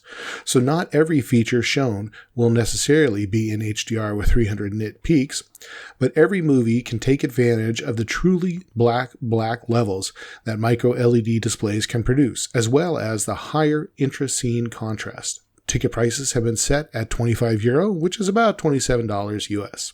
That is right. Yeah. So, yeah, kind of interesting that many theaters. I am not 100% sure, but I think that's the most micro LED theaters in one cinema complex at this time. So, for a historic place like that, been in operation for almost 100 years at this point, showing films, showing movies. To have them go all the way to micro LED displays for 6 out of their 7 theaters, I thought is kind of remarkable. I'd be, if I had the ability to go visit that would be an interesting place to visit. So here's another one you can go visit. You're near Lake Chelan, Washington. Oh, well, I can certainly get to Washington State, sure. So there's a theater there, the Ruby Theater, that's been in continuous operation since 1914. I had a chance to visit that a couple years ago. We saw Maleficent. Okay. But it was a very historic theater in, their historic downtown area. So it's just neat to see a place that's, showing current movies, but it's, they show one movie a night kind of a thing. It's a much smaller venue. Yeah. So I didn't include any more news stories this week because, hey, there were the Apple Mac announcements, but it's like, okay, they put M4 chips in their Macs. I didn't really think that was a gigantic news story that we needed to cover. Yes, the Mac Mini is very small. It's almost the size of an Apple TV 4K now. It's basically 5 inches square. I fully expect that thing will start having heat dissipation problems because I don't trust that the design of a single fan just blowing downward out of what could potentially be sitting on top of other items is actually going to keep that thing cool forever. But anyway, that was the Mac news from us, if you wanted to hear any of that. But I didn't even really think that was all that home theater related, and there wasn't too much else. So yeah, we're going to go right into some comments. We got a fairly lengthy comment. I'm going to let Joe read that too because I've already talked enough. Sounds good. So from Matt and John. Matt was listening with interest to all the suggestions we've forwarded to John about the lip sync issue he was having between his JVC NZ9 projector, MadVR NV Extreme video processor, JBL Synthesis SDP58 Pre-Pro, and Apple TV 4K streaming box. Matt has a similar setup, but with a Trinnov Altitude 32 Pre-Pro instead of the JBL Synthesis model that John is using. Matt was also having lip sync issues, and that was after having gone through some settings with the help of someone from Trinnov via remote access. Matt had a long back and forth email exchange with Trinnov about it, and he wound up finding a single setting that seemed to have fixed the lip sync issue for him. In his Altitude 32 Pre-Pro, there are settings for the Trinnov optimizer. Under its advanced settings section, you can adjust the advanced FIR filter settings. And one of those settings is called number of parts for SP-Conv. Now, do you know what that is? Obviously conv is conversion of something. Speaker, spatial, I'm not sure. Maybe spatial conversion. I'm guessing. Yeah, because the Trinnov optimizer has that whole spatial remapping. Right. So if your speakers are not ideally positioned according to the prescribed angles, both azimuth and elevation, then the Trinnov optimizer with its tetrahedral microphone that does true three-dimensional mapping of the location of your speakers. It can do some very sophisticated processing to try and make it sound as though these sounds are coming from exactly the prescribed locations according to the Dolby diagrams and others. So yeah, given that this is in the Trinnov optimizer and this is under the fur filter settings, I don't know. I'm not sure what SP stands for in the SP-Conv, but I'm sure that's conversion of some sort. Yeah. So to continue, the default is constant delay, but this had been changed to a setting of 1 by his calibrator. Manually putting that back to constant delay fixed the lip sync issue in his case. Yeah. John's JBL Synthesis Pre-Pro uses Dirac Live for its room correction, so this same setting might not be available in his case. But as Rob suggested to John previously, it could be worth going through his settings one by one prior to trying to add another device to the signal chain or altering the connection path. It could indeed be a single setting that is responsible for the lip sync problems, as it was in Matt's case. So speaking of that, John wrote back to say he did find something that seemed to have pretty much resolved the terrible lip sync side of things without removing his MadVR NV Extreme video processor from the signal chain entirely. He had previously told us how our troubleshooting advice had led him to try unplugging the MadVR just to see what would happen, and with the simplified signal chain of the Apple TV 4K plugged into the JBL Pre-Pro and then the JBL feeding his JVC projector directly, that seemed to be good as far as the lip sync went. But the image on screen looked horrible, in his words. Yes, that's a direct quote. He used the word horrible. Rob and Lee figured he was just exaggerating for effect, but he wanted to clarify. It really did look horrible. But that's because he uses an anamorphic lens in front of his projector, so without the MadVR in place, the image was all distorted now. Right. Plus, the picture settings in his JVZ had been changed to allow the MadVR to handle all the picture calibration settings. So again, without the MadVR in the signal chain, everything about the image was way out of calibration. So yes. you got, funhouse mirrors in the wrong colors. Yeah, the geometry's all off, so that could theoretically be fixed to a good extent without the MadVR, because the JVC does have anamorphic lens support directly in the projector itself. But of course, if that geometric processing was being handled by the MadVR, taking that out of the signal chain is going to end up with geometric distortions. But then beyond that, this one of the things that you can do with the MadVR or Lumagen external video processors is have your projectors color set to like the native color palette, like as wide as that projector can possibly go. Not necessarily accurate when you're showing DCI P3 graded colors, if you have the projector set to its native color palette directly, but that just gives you the widest possible color gamut to work with, the most saturated primary red, green, and blue that you can possibly have. And then you bring that into spec, you bring that into calibration inside the MadVR or inside the Lumagen, so that you're not limiting yourself in any way in the capabilities of what the projector itself can do. There's also, with the JVC projectors, them being 4096 by 2160 resolution instead of 3084 by 2160 resolution, then you can take advantage of the entire panel. The MadVR or Lumagen can easily do that on the scaling and geometric distortion side of things. So yeah, there's a lot of things that if you've basically set your JVC to do the maximum it can possibly do, which would not be accurate inside if you just fed the JVC directly, which is what he tried doing, then yeah, you're doing all the calibration settings inside the MadVR. So okay, I can now understand and agree with how it looked actually horrible, because the colors were off, the contrast might have been off, the scaling might have been off, the geometry was definitely off, so that would be a displeasing image. But the lip sync worked. So we knew there was something the MadVR was doing that did have an impact on the lip sync. So, rather than touching any of the settings in the MadVR, he decided to find out what would happen if he changed the picture settings in his JVC one at a time. And since he didn't want to mess up anything that had been done by his professional calibrator, he started by simply switching from the user 1 preset to the user 2 preset so that he could mess around with the settings. Well, wouldn't you know it? As soon as he switched to user 2, the lip sync was totally fine. Even with things like TV, news broadcasts played via a streaming TV service on his Apple TV 4K, which had always been the absolute worst when it came to the lip sync before. Mm-hmm. So leaving the JVC in user 1 as set by his calibrator and removing the MadVR from the signal chain resulted in good lip sync. And leaving the MadVR in the signal chain but changing the JVC to user 2 also resulted in good lip sync. Mm-hmm. So something is calibrator adjusted, and user 1 preset of his JVC must interact with the MadVR video processor and result in the terrible lip sync, right? That certainly seems like there's got to be something that was done in that user 1 setting by your calibrator, yeah. For sure. Yeah, I got to guess on this, but let me finish. Okay. He intends to follow up with his calibrator, and hopefully they'll be able to nail down the precise culprit so that he can finally have everything in his setup working the way it ought to.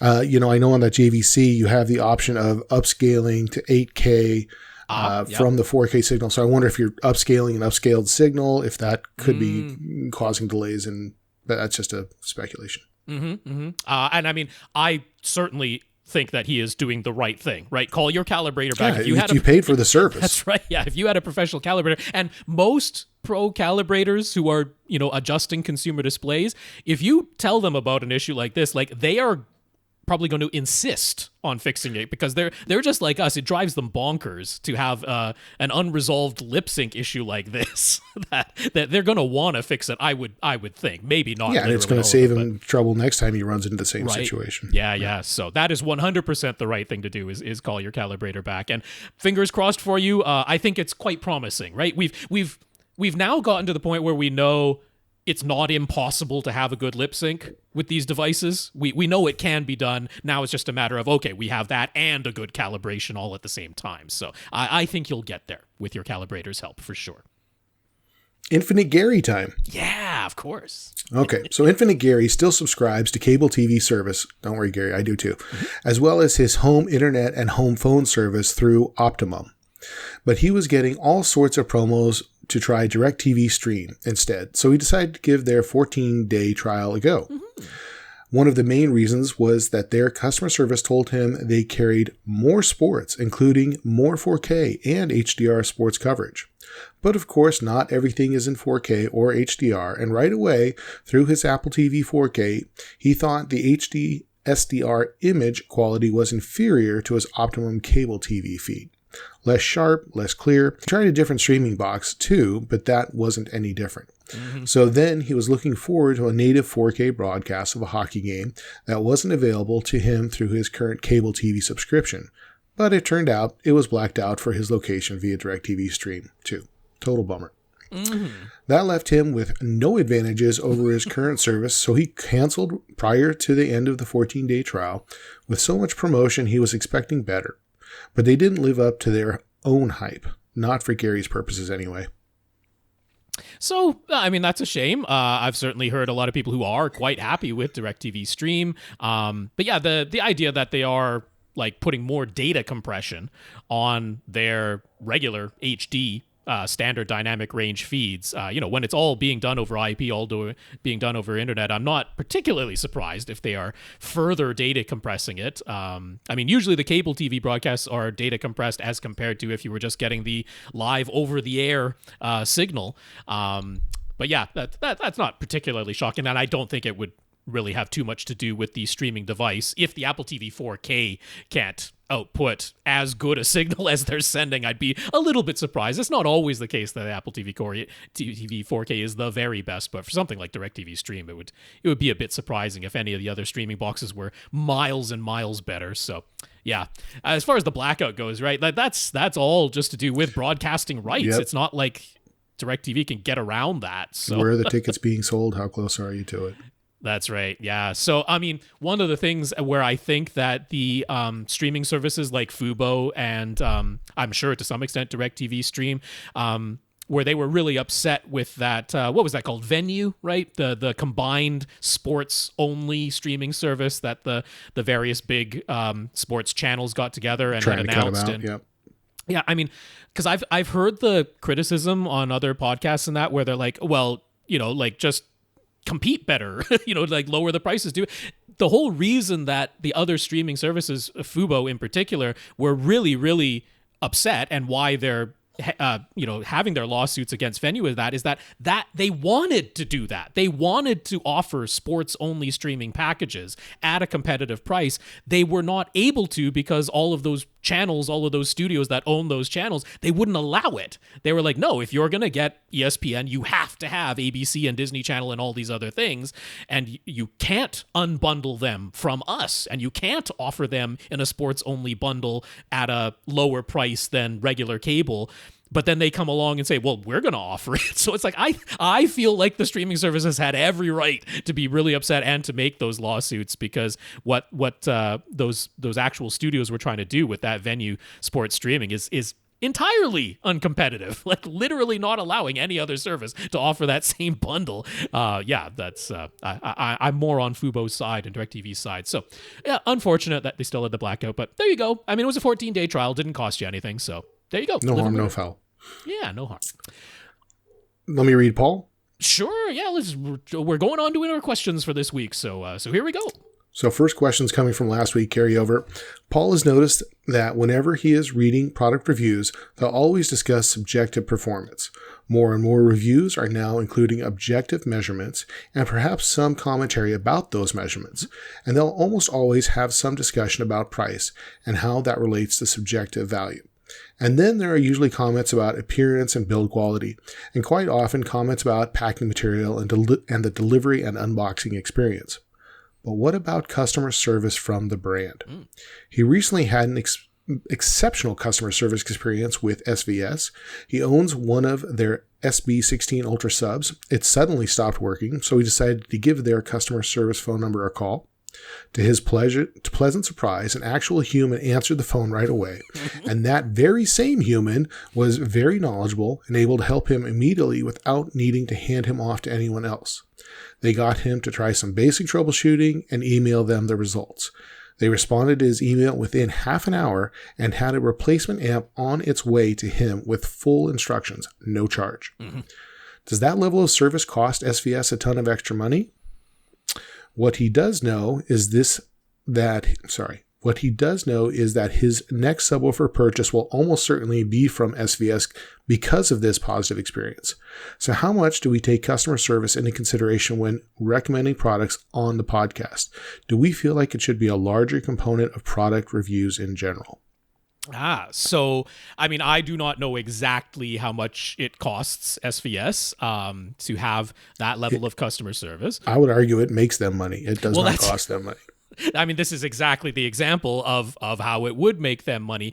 Part of it is that as large as SVS has become, as international as they are still not a company the size of, say, Samsung or Sony, right? They are clearly in a different level of how many customers they have. And end users versus, gigantic mega corporations. They're not at that sort of size. So I think it would be perhaps a little bit unfair to expect that like a Samsung has, human beings who answer every phone call directly, that there's no robotic directory to try and funnel you to the right group, or that, every person that you're going to speak to is knowledgeable about every product that Samsung makes because they have a gigantic portfolio. So, I mean, some level of expectation has to be adjusted for something like that.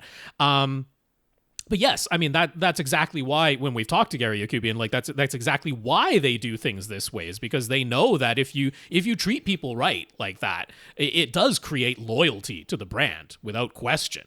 And who could blame anybody for being like, yeah, it is. I want to keep in mind, I don't think it's reasonable to expect that level of customer service from every brand. I'm totally fine with a brand that is reasonable, right? They get back to you within, I would say, even a week, right? As long as they get back to your emails within a week, as long as you get a response, as long as you get a resolution. I'm not going to anticipate that everybody's going to do it within a half an hour to an hour. I think that might be expecting too much from every single brand. But yes, when the effort is there, like that absolutely creates customer loyalty, and I applaud them for it. So, I mean, I can't say, maybe it should play a bigger role in the products that we recommend, but at the same time, like, to me, as long as a brand doesn't have outright bad customer service, I don't think I'm going to avoid recommending their products when I think the product is the right solution for what you have. Yeah. Right. And hopefully you're, in the majority that never needs to interact with their customer service, right? Most of these products work without issue out of the box. Yeah. From the reviewer's standpoint, most of these reviewers might have a product 30 days. You've probably had your SVS Seal Block 16 a lot longer than that. I had a very similar experience with SVS, and let me tell you, I've used them extensively since then. Yeah. I had a Seal Block 16. I got it. I was a second owner on it. I bought it knowing it wasn't working correctly, but I thought the guy maybe didn't know what he was doing. Right. I got it home. It had turned out that they tried me to do some troubleshooting. They actually asked me to record some videos of how it was performing. Their first speculation was that it was the driver that was a problem. Okay. They shipped me out a new 16-inch driver. Right. Yeah. Right. I was just like, I was floored by that. Yeah. I put it in. They sent me the tools to lift it into place. They asked me if I was comfortable doing that. So it wasn't the driver. They shipped me out the amplifier too. So now I had a new driver and a new amplifier in this. Yeah. And, yes, it was still under warranty. Yes, it's an expensive unit. I was the second owner. Fortunately, their warranty is transferable. But as a result of that interaction, I've probably bought 12, 15 plus subwoofers from them for different projects I've worked on because I know they'll stand behind it, because I know it's a reliable product.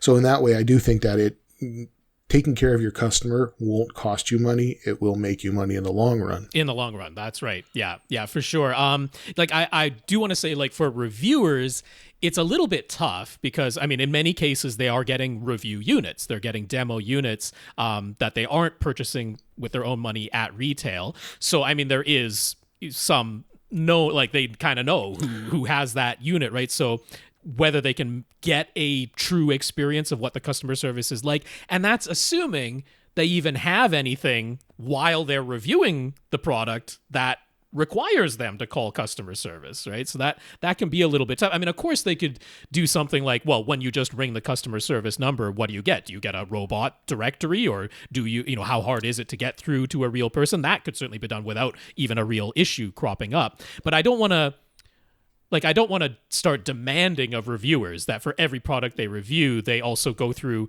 a comprehensive customer service experience, because that's pretty. Like, how do you arrange that? That seems kind of difficult.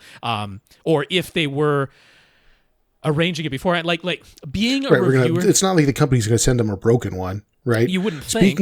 Speaking from the manufacturer's side, when I was working in car audio, an amplifier going out to a magazine never left the facility without the head engineer going through that entire thing with a tooth and comb. So it was, we made sure that was working to its best possible capabilities before it went for review. And furthermore, like, as a reviewer, and having to have a relationship with these manufacturers and with these brands, like engaging in any sort of subterfuge.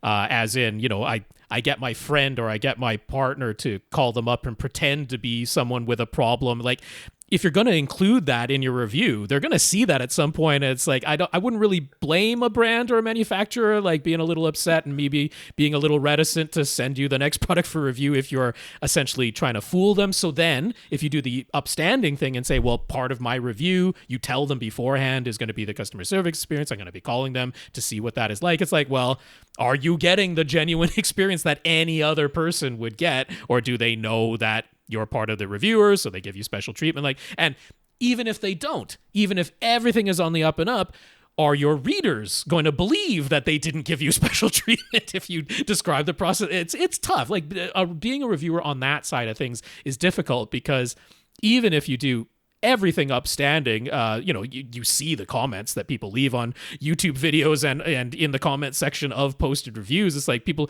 just don't believe what you say in that way sometimes. It's obviously not everybody, but it's kind of a damned if you do, damned if you don't situation. I think that's pretty tough, on top of, if you don't have any sort of genuine issue that requires customer service, how do you evaluate that? That's pretty tough. So right, but I think there is a reputation out there that companies have if they provided, if you look in the forums, if you look online, and maybe some of the Google reviews, those kind of things, you'll know if they take care of their customers, because people are very vocal when they don't get taken care of. Well, that's just it. Yeah, and that takes some time, right? That takes some time. And then you have the negative side of that, which is if a brand has not the greatest reputation when they begin, but then they really do put in an effort and turn things around, like, that can take a long time, because those original negative things are out there and they last forever. Yeah, that's right. So it's a bit of give and take. It's pretty tough. And there's the constant adage for anything, which is that it takes a long time to build a good reputation and a day to tear it down, right? It can go away much more quickly than it can be built up. So, but yes, when it comes to established brands that have been around for a while, I agree. Like, you're going to see it. Maybe, you might see some mention of it in professional reviews, but you're going to see quite a bit of comment about it on forums in particular when it comes to those established brands. And yes, if there's a brand out there that's really dropping the ball on customer service consistently, I always try to keep an eye out for I've seen these forum posters who it's like, every time the brand is mentioned in any thread, it's like they're doing a search and they're on top of it. And that one person is going to come in and badmouth the company because of a bad experience. So yeah, they're trying to, Yeah. So you kind of want to keep an eye out for, like, okay, I'm seeing a lot of negativity, but it's quite literally all from the same username, and they've like gone to every forum to post the same thing every time that brand comes up. So you kind of want to keep an eye out for that sort of thing. Or like, there's the team of 3 who go around with an agenda. Yeah. I've seen that for sure. And that can, like, if you're just skimming through comments and you're not really keeping a close eye on who's making those comments, it can certainly seem like a brand is unfairly, being maligned like that. So you got to be a little bit careful on your end. But I assume that's why he's like, I'd like to see more of that in professional reviews, right? We're not going to get that from the professional reviewer where they've got an agenda against, like, oh, I guess you could have a reviewer with an agenda against a company or for a company for that matter. But yeah, I don't know. I think that sort of gets it. But as far as recommendations on the podcast, I still prioritize what product I think is right for the question that's being asked. That's going to be the number one priority. And then I'm going to consider, okay, like, I've kind of not been recommending Hisense TVs as often because there's almost always a TCL alternative that is super close in price and performance. And there's been enough feedback about Hisense today that's like, yeah, you got a problem with a Hisense TV, you're kind of out of luck. They're not going to do a ton to help you. I hope they turn that around. Like Vizio had that reputation early on too, right? Vizio had a pretty rough reputation for lots of TVs early on. Lots of TVs breaking down and the customer service not always being that responsive. They did, in my opinion, do a pretty decent job of turning that around later on, and they started going higher end and more upmarket, and Hisense is doing the same thing, right? They're going more upmarket with their TVs. I think that's going to kind of impress upon them the need for better customer service. But we've had plenty of feedback. If you go searching for negative TCL customer service reviews, you're going to find them. There's plenty of them because TCL sells a lot of TVs. But on balance, I've been finding more positive feedback on TCL customer service than I have on Hisense, and given that they're so competitive, like that plays a little role in what I recommend there. I'll kind of, for the moment, lead more towards the TCLs. So it has some impact on me for sure. Agreed. I've got a Vizio in the bedroom. I love it. Yeah. Next question is from Henry. When Henry first asked us about the acoustic treatments in his room, the panels he had already installed were all either foam or fairly thin insulation-based panels. We said that, regrettably, he would ideally want to replace everything he had with thicker insulation-based panels in all locations. So he took that in stride and immediately replaced his front and side wall panels a while ago. Mm-hmm. For his back wall, on our advice, he wanted to do as much bass trapping as possible, but he's got a couple of doors that do need to be able to swing open. Yes, that's what doors are for.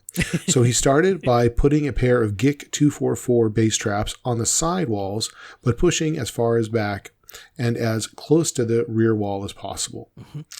So there's an image there that you guys can take a look at. That now leaves the space in between the two doors and the surface of the doors themselves as the last location in his room where the current foam panels need to be replaced.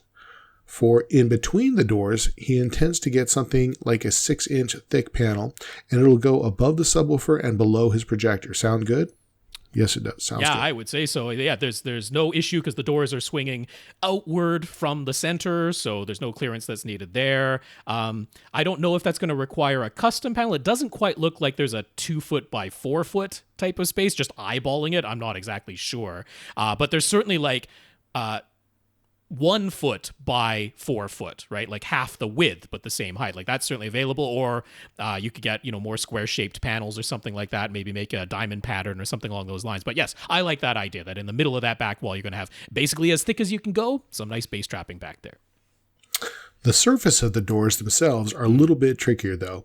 If he mounts 4-inch thick panels on those, they won't be able to swing open properly. Mm-hmm. So what should he do? Leave the current thin foam panels in place, remove the foam panels and just have the bare doors, or he was thinking maybe he'd mount some thin diffusion panels on the doors instead. Thoughts? So, I mean, my thought, I will first say, just replacing the foam panels you have with thin diffusion panels, like they'd have to be thin enough that they aren't going to be a problem for swinging the doors open. That, to me, would be a waste of money. Diffusion panels that are just as thin as the foam panels, I don't know if they'd make a lick of audible difference between the foam and thin diffusion panels like that. So to me, that'd be throwing good money after bad. I don't think I would do that. I don't know about you, Joe, but I'm thinking maybe those doors just become bare doors. Like, what else are we really going to do that's going to be super useful there? Well, you might be able to get a 2-inch panel on there. The door handle is kind of probably going to be somewhat of a limiting factor also. Right. That's probably what I would try to see if that would fit and work, because at least a 2-inch panel it's not bass trapping, but it will have a positive acoustic impact in the room. Yeah, how much do those doors need to be covered? That's the question in my mind. Like, I don't know that it's, since he has fairly heavy treatment on his front and side walls, just overall decay times, I'm not too worried about. So are the direct reflected sounds off of the surfaces of the doors going to be so problematic that I'd want even 2-inch thick panels there? I don't disagree with you, Joe. But I'm almost leaning towards just bare doors, like, Well, or just leaving what's there in place. I don't think it's really doing any harm. Yeah, well, I wonder if the 4-inch panels could go on the door and put a 2-inch on the wall. It's hard to tell from here. Yeah, that'd be a bit tricky. My leaning is towards less in this case, because I mean money's a factor too, right? Well, and try that 6-inch panel and see what impact that has, and see if you like the way it sounds. Yeah. So okay, there you go. Yeah, it's going to be something along those lines. I mean, necessarily, you're not going to be able to have a thick panel that's basically like on the side wall as close to the rear corner, which is what you have now, and a thick panel on those doors, because you're just not going to be able to swing the door open. So it's either going to be a thick panel on one of them and a thin panel in the other place, or if you just like the look of what you have, I might just completely leave it alone and not touch it at all. Because while I don't think the foam treatments are really doing much help, they're also not doing harm. So the one thing I'm certain of is I would avoid replacing it with diffusion panels. That's really not going to help you. It's going to be a complete waste of money. So it's either go with insulation panels that are as thick as you can manage. If that's going to be no thicker than the foam panels that are already there, I wouldn't bother. I'd either just leave the foam panels or just go with bare doors. I think that'll be my final answer there. Okay. We're on to new questions. We are. Finally. First question comes from Mohsen in Australia. Mohsen's home theater is completely blacked out. If it weren't for his couches being a light color and the white mini-split AC unit on his wall, it would be a totally pitch black bat cave. He's using an ultra short throw projector, and he just gave its basic picture settings a little tune-up using the Spears & Munsell HD benchmark Blu-ray disc.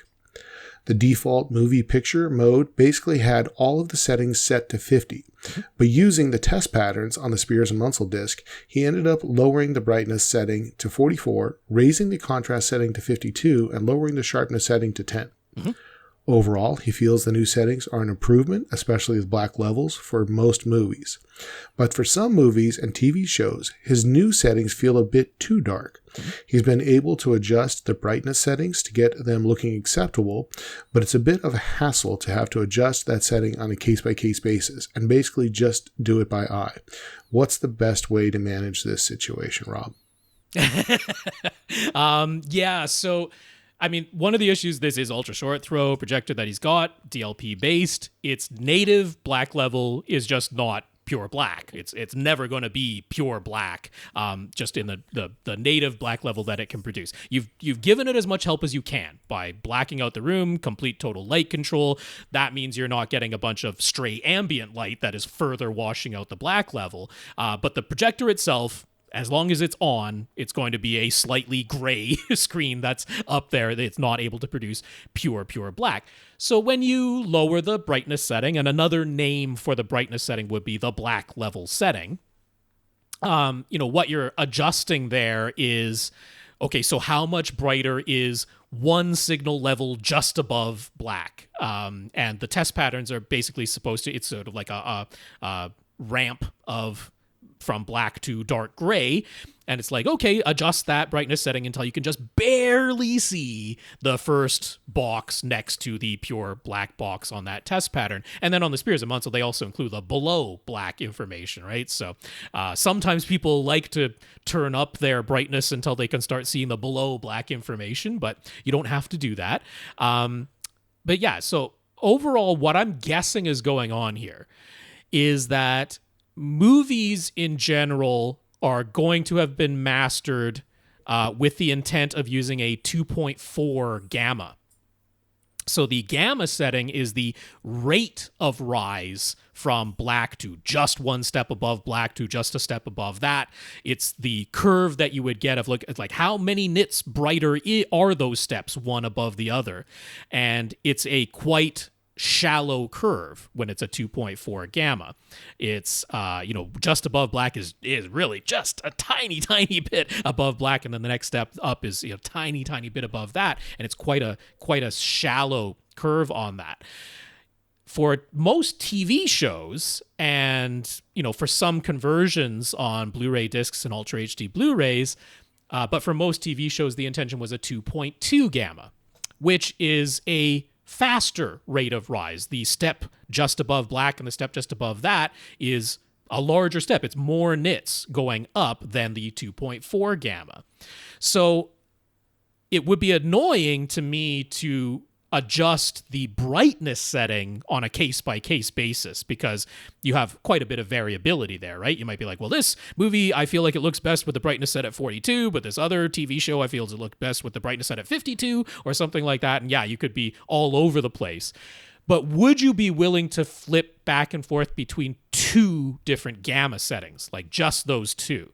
Because my instinct is that for all of the content that you're watching where you're getting the sense that it's too dark with what you've set based off of that Spears and Munsell disc, you probably just need to go to a 2.2 gamma, and then I'll bet it doesn't feel too dark anymore. And if you're willing to switch just between those two settings, 2.2 and 2.4. So it didn't say what specific model or brand he's using, Yeah, but I don't know if there's recall. more than one memory preset. So I know a lot of projectors will have memory 1, memory 2, 3, 4. If you can get one just right for TV and one just right for movies, for example, with the gamma preset, and then you can easily build that into a macro on your remote, right? Yeah. So it's you basically aren't adjusting anything. It's just when I'm watching a movie, turn it on this way. When I'm watching a TV show, turn it on this way. And that may help. There are calibrators, in Australia, if you really want to go that far to talk to one of those. I also don't know what screen you're using with this. I'm hoping it's something that's designed to work with an ultra short throw. Yeah.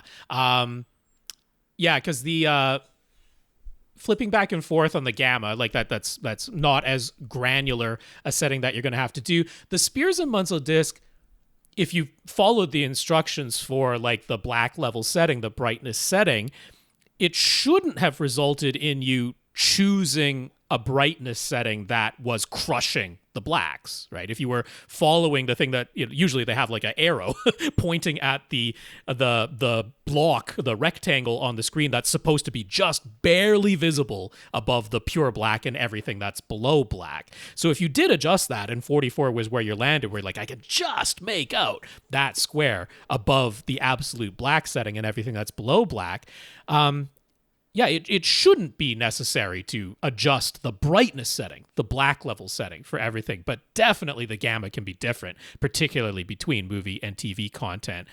So that's my guess. That's something you can certainly try, right? You can give that a try. You can get back to us with your response of whether or not that was the thing that you're like, yeah, okay, now TV shows just don't overall seem too dark, even though the Spears and Munsell was telling me that I should be able to see just above black in here. The gamma setting could definitely be it. Yeah. So I'll take the next question. You get the one after that. Okay. Adriano.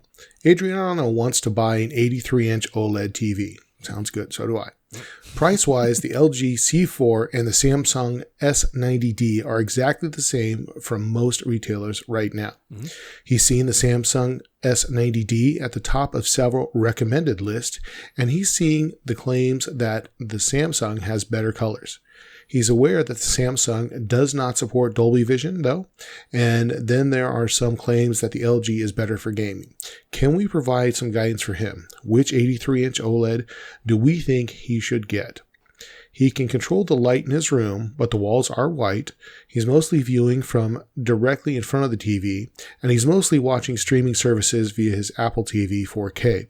But he also plays games using his PS5. So, Rob, what TV would you get him? Yeah, so this, I can see where the confusion comes in because it's very important in this case that what he wants is the 83-inch size version. Because in the Samsung OLED TV lineup, depending on the size that you're getting, there is a pretty gigantic difference in what's going on. In that S90D series, if you're getting the smaller than 55-inch screen sizes, the 42 or the 48, that is using an LG display manufactured panel. It's using the white OLED panel that LG display manufactures. If you're getting the 55, the 65, or the 77-inch screen size in North America, you're getting a Samsung display manufactured quantum dot OLED panel. But once you get to that largest 83-inch size, you're back to an LG display manufactured W OLED panel. There are no Samsung display manufactured quantum dot OLED 83-inch panels At least not this year. They might start introducing them in future years. Many people hope that they do. But right now, if you're getting an 83-inch Samsung S90D, you're getting an LG display manufactured W OLED panel.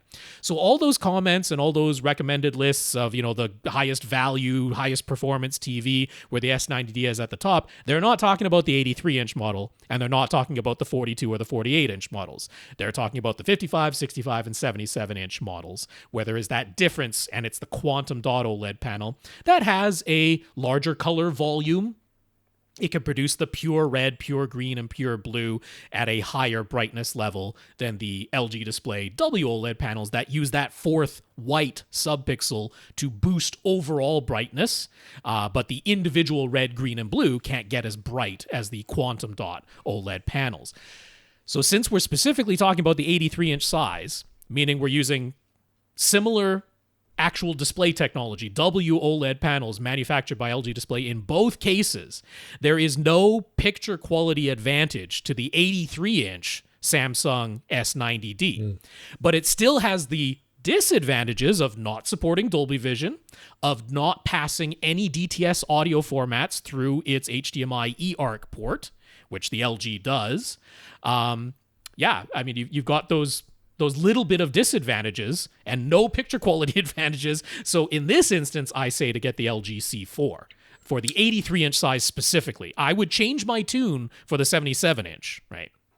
But who's got better customer service? It's pretty I much agree. a wash, I think the honestly. LG, the LG would be the way to go in my opinion. Also, Yeah, in this particular instance. Now, if he was considering maybe it's a toss-up between 77-inch and sitting a bit closer, or 83-inch and sitting where he probably wants to sit, like I say, I would change my tune at the 77-inch size, because the 77-inch S90D, it is quite a standout. It is objectively able to get brighter than the C4 OLEDs. It's pretty much neck and neck with the G4 OLEDs as far as just peak brightness goes, but the G4 costs considerably more than either the C4 or the S90D. That expanded color volume is very nice to have. Once you have that peak brightness that easily goes above 1,000 nits, is Dolby Vision super critical? I wouldn't think I wouldn't say so anymore. There's so much content that's been mastered to 1,000 nits, and now you don't need to do any tone mapping on a display that can easily go above 1,000 nits like the S90D can. It still has 4 HDMI 2.1 ports that can support variable refresh rate up to 144 hertz, so there isn't a gigantic gaming difference between the Samsung and the LG. If it is the 77-inch, I do kind of favor that S90D. Not that if you got a 77-inch LG C4, you're suffering with some kind of horrible TV, because they are way more similar than they are different. But at the 83, I think the LG wins that competition, because why give up any features when the picture quality is essentially the same? Yes, you wanted me to read this next one, didn't you? That's long. long. What you just said. Okay, that's fair enough. Well, we have a fellow named Robert. I am also named Robert, but that's not me. This is someone else. So Robert says, we made some suggestions to Robert a while back regarding how we thought he should acoustically treat his new home theater room. It's a fully enclosed room, but it has windows on the right side wall and on the back wall. He had painted everything gray and installed gray carpet.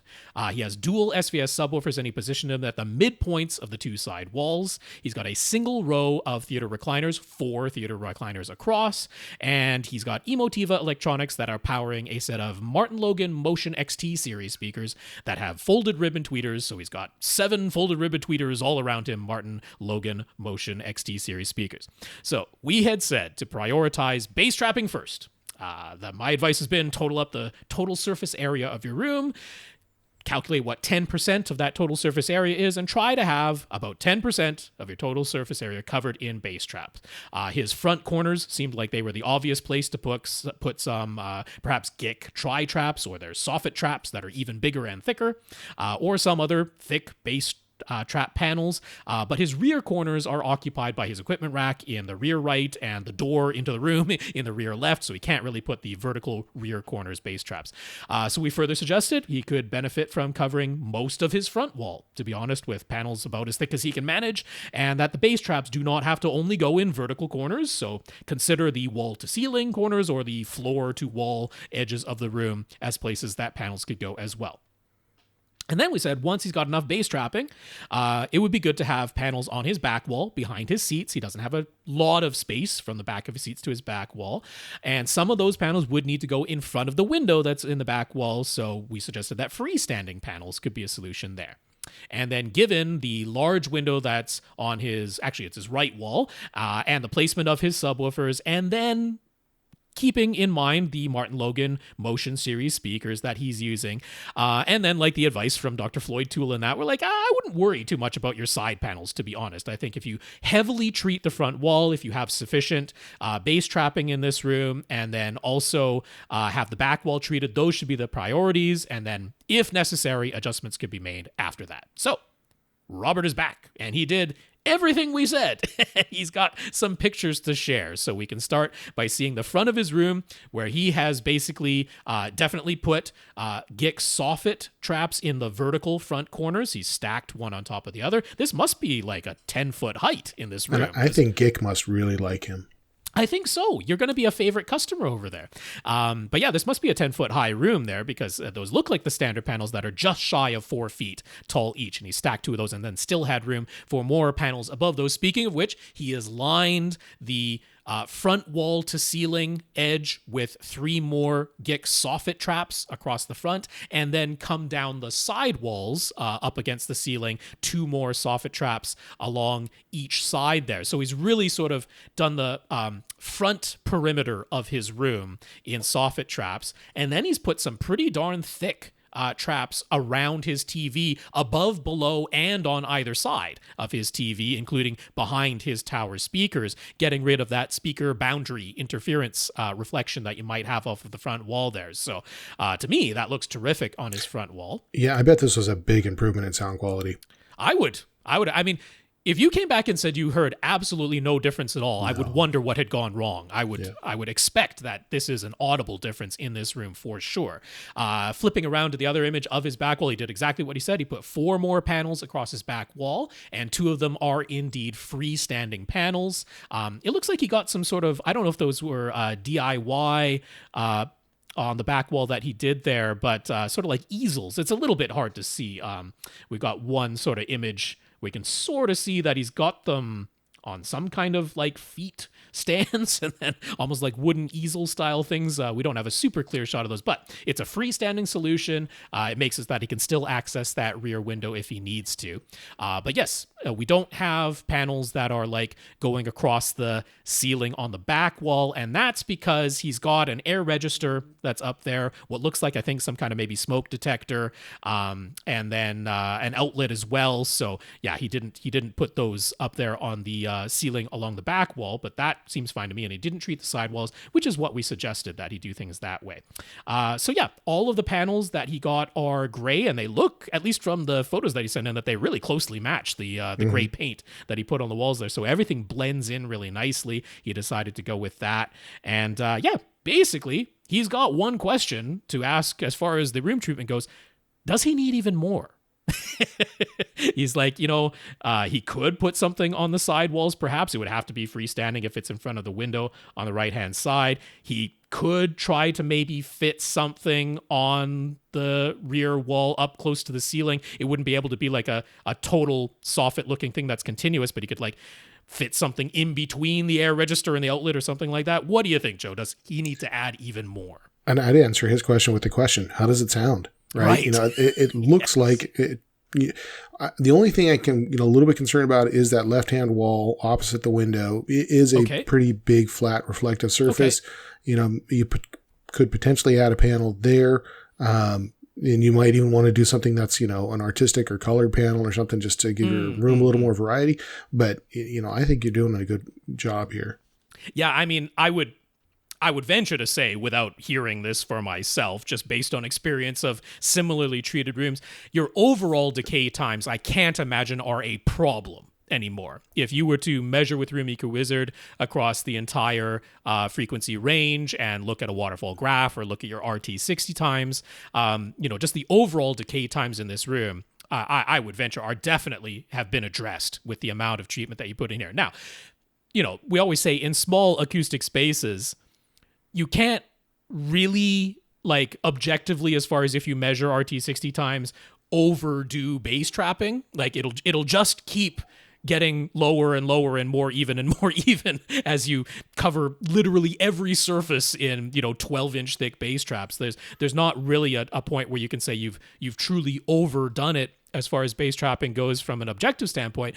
But if you were to put that much bass trapping in a room, the treble would start to sound very, very dead. And that's where we get into, the argument of, well, you should either replace some of that absorption with diffusion panels or cover the fronts of some of that absorption with diffusion panels, turning it into combo panels, or even just outright reflective membranes on the front of some panels to get some of that high frequency reflection back into the room to some extent. So I don't necessarily want to really overtreat this room, right? Like really start making it sound like a padded, dead room, because that isn't super enjoyable. And that's part of the reason why Dr. Toole has always recommended that you actually keep some of that sidewall reflection. You keep those first reflections. It helps the visual auditory system work together to say, okay, this room doesn't sound drastically different from how it looks, because our brain doesn't particularly enjoy that and like that. And you're not doing a Batcave theater. You're not doing a scenario where it's 100% pitch black and you absolutely can't tell visually where the walls are in your room. You'd still want your brain to feel comfortable in here. So yeah, I mean, I would absolutely spend some time listening, maybe get into taking some measurements before I would go spending more money on top of what you've done to add more panels before you've had a chance to evaluate how it sounds and maybe how it measures. I think you've done a terrific job up to this point. Agreed. Okay. Do you want me to continue on with the second part of Robert's question as well? I'll take over. Okay. So we might have noticed he doesn't have any Atmos speakers yet. He is rather reluctant to run any wires up to and across his ceiling anywhere. So do we have any suggestions on that front? Are there any reliable wireless speakers he could mount on his ceiling for Atmos purposes? Well, remember, wireless speakers still need power. Yeah. And that's a wire usually. Yeah, that's going to be a power cable. Because, if you're going to... I don't know of any battery-powered wireless speakers that I would deploy for Atmos purposes. No. That would be a real challenge. So you're gonna have wires, and I would venture to say that power cables are worse than speaker wire. You need an electrician for that. Yeah. So to answer the question as asked, we can't say there's any wireless speakers we could mount on the ceiling for this purpose. So let's look at some alternatives. Yes, for sure. My number one that I like coming to in these situations is Sewell's Ghost Wire. This is super, super, super flat speaker wire that is also self-adhesive. You just peel off the back like a sticker, and it's self-adhesive. And you do need a little conversion block. You can actually get it in a kit directly from Sewell that comes with a 4-pack of the conversion blocks. You're going to need more than that for a total of 4 speakers. You're going to need 8 of these conversion blocks because they go on either end of the ghost wire. And it just takes this super flat ghost wire, it pinches it inside, gives it a metal connection, and then you screw in regular speaker wire on the other side there, and that gives you the conversion from regular speaker wire that you connect to the binding posts of the speakers themselves and the binding posts of your AV receiver or amplifier. But this super duper flat self-adhesive ghost wire, you can paint right over it, which makes it almost invisible. If you want it truly invisible, you can mud over it, like you were doing when you were finishing your drywall. You can mud right over it, do some careful sanding, get it really, really smooth, and then paint over that. It will be utterly invisible, other than you will have that little conversion block and the regular speaker wire on the end, but you can sort of hide that behind any speakers that you mount on your ceiling. So that gives you, because obviously in the room that Robert was showing, aesthetics are a priority in there. He wants that really, really clean, uniform gray look. I totally understand. So the Sewell Ghost Wire would allow you to have with some work, you're going to have to do some painting, perhaps some mudding if you want the truly invisible, but that'll hide it. And that's a lot easier to deal with than a power cord, in my opinion. Yeah. So I would go the more custom install route. This is not that hard. It's time to man up and run some wires. So I would take some, 16/4 take 2 runs of it, Okay. take it up that back corner behind your rack. You poke one little hole in the ceiling in the corner. You're going to cover that hole and that wire with something just, plastic trim or something like that. That'll blend right in once you paint it. You're going to cut 4 holes in the ceiling. I would probably put the matching Martin Logan XT in ceiling speakers so you have a tonal match in all 4 of the ceiling locations. Once you have those 4 holes open, it's really not that hard to get a run of wire to, let's say, the right rear speaker, and then jump over to the left speaker, and then to the right front speaker and jump over to the left speaker. This isn't that hard to do. Right. Yep. Agreed there. Because that's proper in-ceiling speakers for Atmos with in-wall wires that have been run. If you do not want to do it yourself, there are absolutely installers who can do that 100%. job for you. Yes. That's an afternoon. Totally fair. Yeah. And it depends on if you have attic access above that or not. That makes it even easier if you do. Right. If not, you're looking at using a fiberglass rod or something like that. Yep. It's no But big deal. again, if you don't want to deal with that, there are absolutely installers who can, even if you don't have full attic access. So that is definitely a solution, probably the best solution. I agree. But there is one other option, which I'm guessing Joe is not going to be You're not going to talk about bouncing them off the ceiling. The upward firing modules. Yeah, that's kind of the only other way to come at it. And Martin Logan does have wedge-shaped upward firing modules as part of that series. That could be an option. Yeah, I'm not in love with it either. I mean, I said on this very podcast last week that I would actually use the Dolby Atmos height virtualization over almost any upward firing module solution. Now, if you get the upward firing modules just right, which almost nobody does, if you get them just right, they're pretty decent. They're pretty okay. And I might take them over the virtualization, but in most scenarios where people really are doing what the marketing says, which is just putting the upward firing modules directly on top of their existing speakers and not super carefully independently positioning the upward firing modules, if you're just plunking them on top of existing speakers, I personally favor the virtualization over that. Now, I favor the properly installed in-ceiling speakers much more than the virtualization. So that's the hierarchy for sure. But we'd be remiss if we didn't include that, that upward firing module solution does exist. You could give it a try and return the speakers if it's an utter failure. So it doesn't have to be a gigantic financial risk. So that could be an option. And one other thing I'll chime in with, if you do go the in-ceiling route, make sure you are abiding by your local code and putting in whatever backer material you need to take care of that. That's right. Fire hoods are typically required in many places there. Got to have that fire break. And that's a CYA for the podcast. Next question comes from Miguel. And Miguel says, when it comes to technical reviews of movie releases, Miguel has often come across the phrase reference quality. Mm-hmm. On the video side of things, that seems reasonably easy to understand. People can measure the peak nits pixel peep to spot any compression artifacts or color banding, and debate about visible film grain, etc. But what about on the audio side of things? What qualifies a movie as having a reference quality soundtrack? Or conversely, what criteria are used to declare that a movie has a bad or terrible quality soundtrack? Could we give examples of a good quality soundtrack and a bad one as examples?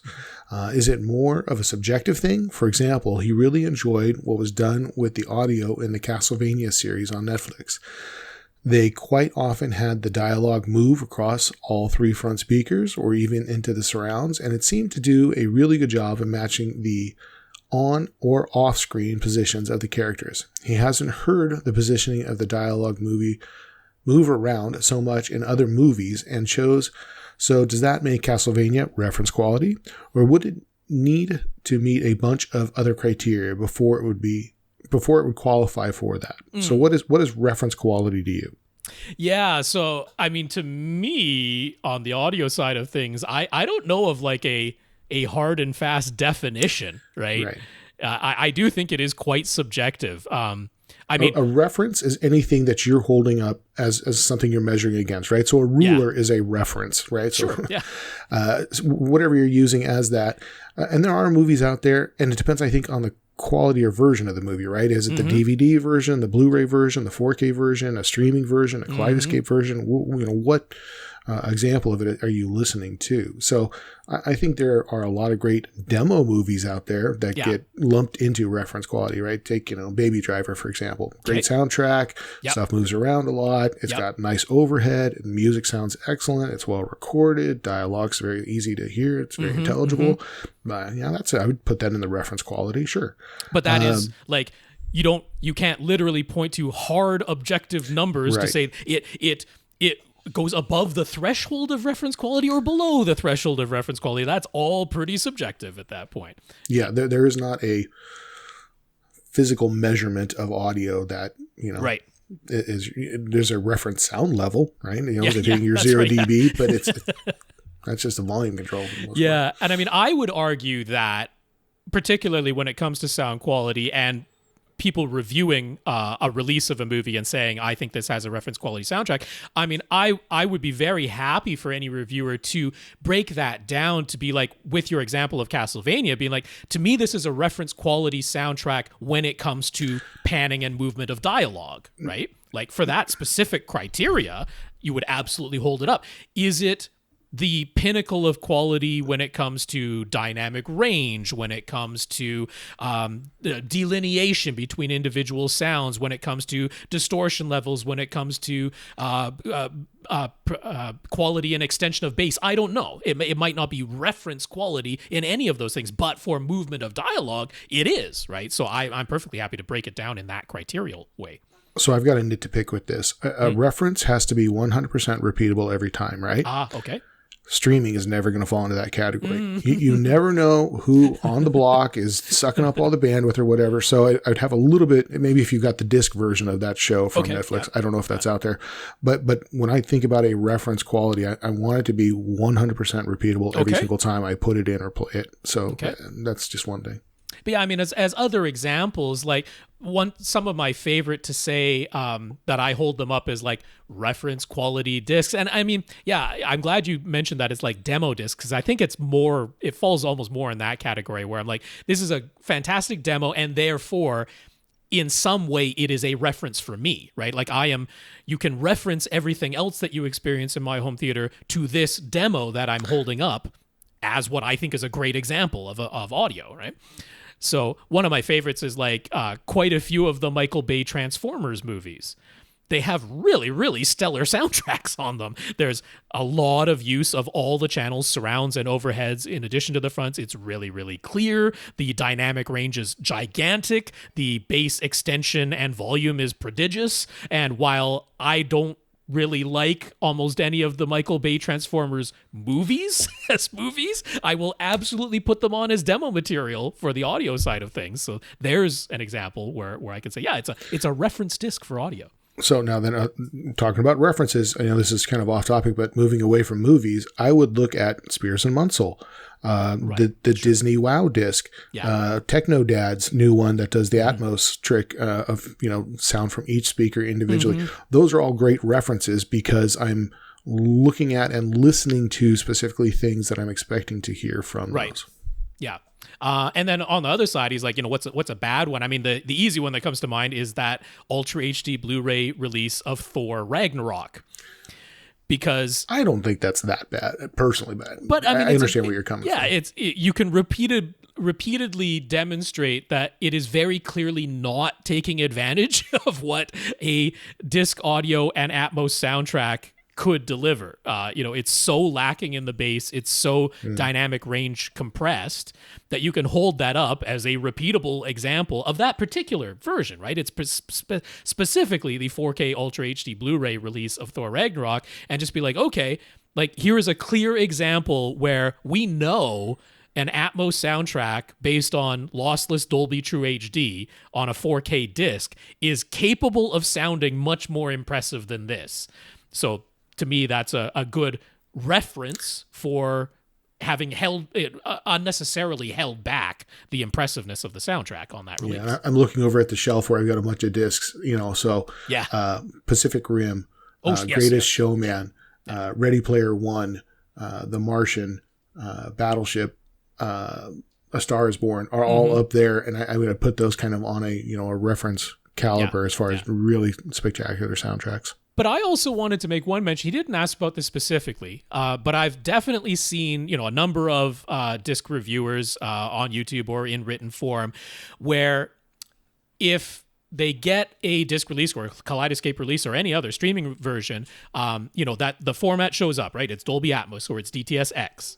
And then they listen and they don't hear much activity in the overhead speakers. And I've come across a number of reviewers who are like, mark it down for that, right? They're like, this is not an impressive Dolby Atmos release. It's not an impressive DTS-X release. I didn't notice much going on in the overheads.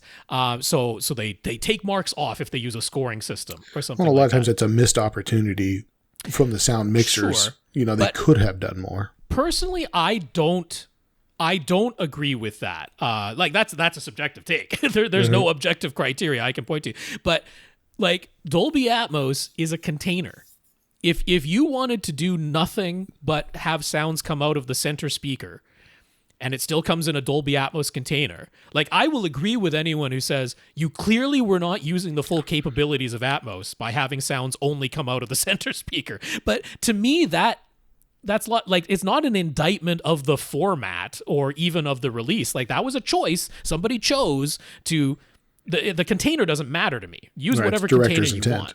Yeah, if that was what they wanted to do with it, because I mean, look, you could take any Christopher Nolan movie and put it in an Atmos container. Sounds are only ever going to come out of your front 3 speakers and your 2 surrounds. He only mixes movies in 5.1. But you could point at Dunkirk and say that that's a reference quality soundtrack in terms of like dynamic range, bass extension, all, any number of those things. You could point to that and say that's a reference quality soundtrack, but it obviously isn't having sounds come out of overhead speakers because Christopher Nolan just doesn't use that. If it happened to come in an Atmos container, I'm not necessarily going to say, oh, that's a crappy release, right? I'm just like, that to me, that doesn't, I don't equate the container, the file format with how the sound should be. I just don't, for me personally, I don't like that criticism. Exactly. No. All right. So that was all the questions for this week. I told we had a smaller group of questions. It is. Getting out of school early today. But that's okay. Do you want to talk about the movies you watched or your new piece of equipment? I think I'm more keen to hear the piece of equipment first. Okay, well, so you want to hear the story behind this? Let's do it. What is it? So as many of you know, I think a lot of home theaters enthusiasts and hobbyists, I'm on a constant upgrade path, right? So I actually write into the show sometimes trying to get these guys to talk me off the ledge, and it doesn't usually work because I end up upgrading anyways. But then there's this part of me that always wants to do it as financially responsibly as possible. Yes. So I'm oftentimes buying used gear. I'm trying to sell old gear to help pay for the new gear. So I'm spend too much time on the forums or on for sale sites, Facebook, whatever. And a guy was selling a JVC NZ9 projector. In the Bay Area, not too far from me. I'm in Sacramento in California. Just in case not everybody out there is completely keeping track of all the model numbers, there is a new NZ900 that has essentially replaced the NZ9 in the JVC projector lineup. Yeah. And now this wasn't an upgrade situation in his case. So the story continues. I reached out to him, said, hey, so, why are you selling the NZ9? He said, well, I was working for a company in the Bay Area that had spent too much money on their break room, put a $70,000 theater into it, and is no longer in business. I was like, well, shocker. Oops. Maybe you shouldn't have spent $70,000 on your break room. But, their loss is my gain. So I asked, well, what else do you have to sell? And he sent me a copy of the receipt of what went into this theater. Okay. NAD preamp, Hegel 5-channel amplifier, Focal speakers for all 5, JL audio sub, Seymour screen, 4 Seatcraft theater seats, Crestron remote, equipment rack. I'm like, okay, I can see how you spent $70,000 on this. It's a lot of nice stuff.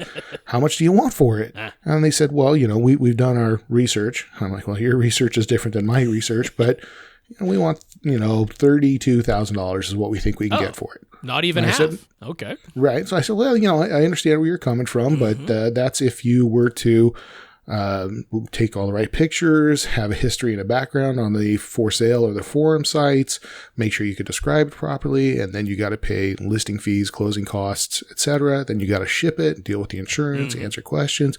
I'm just trying to make sure he's realistically thinking about this if he's not an audio enthusiast, right? This is some guy who got saddled with the job of getting rid of a bunch of black boxes that he doesn't know much about. So I said, hey, look, I will cut you a deal. Here's my offer. I will take, the projector at your asking price, but I want your screen and your seats along with it. Okay. Because those are going to be hard for you to ship, hard for you to sell. He said, well, okay, I'll think about that. I said, conversely, I'll take all of it off your hands for $15,000. Oh, okay. Right. So I'm like, it's what I think I can do with it. Right.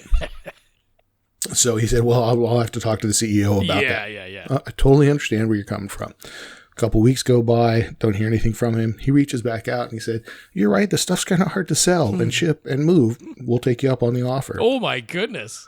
So I told my wife, hey, I'm going to take some money out of savings. Hope you don't mind. I'll put it back.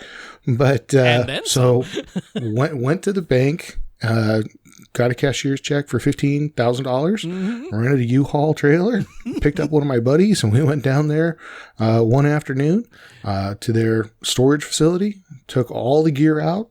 We put 4 seats and 2 loungers in the U-Haul. We put all the speakers, subs, equipment rack, projector, preamp, amplifier, Holy smokes, that bits and is pieces, a deal. all in the back of the car. This is the only way I can justify these kind of upgrades. Sure. Right? I'm not going to go out and buy a $26,000 projector, right? That's at more than most of my MSRP. cars at full retail. Yep. And I think you can get it for less right now for that same. Well, an NZ9 you can definitely get below 26,000 now because that NZ900 because the new one has come out at basically the same price, same MSRP to right. fully replace it. But yeah, no, I'm allergic to paying full retail for anything anyways. So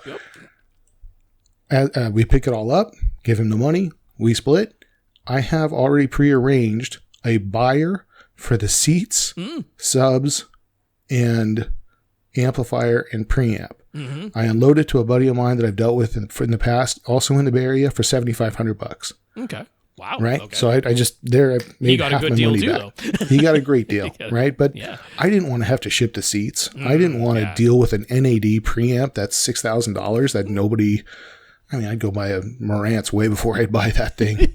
I didn't want to deal with a Hegel amplifier. I've never even heard of the brand before, and I know most of the brands in this industry, right? So and he got the 2 JL subs, which were heavy as heck, but he's updating his demo room, and he's going to use a bunch of this gear. And he's more of a 2-channel guy, but I just wanted some.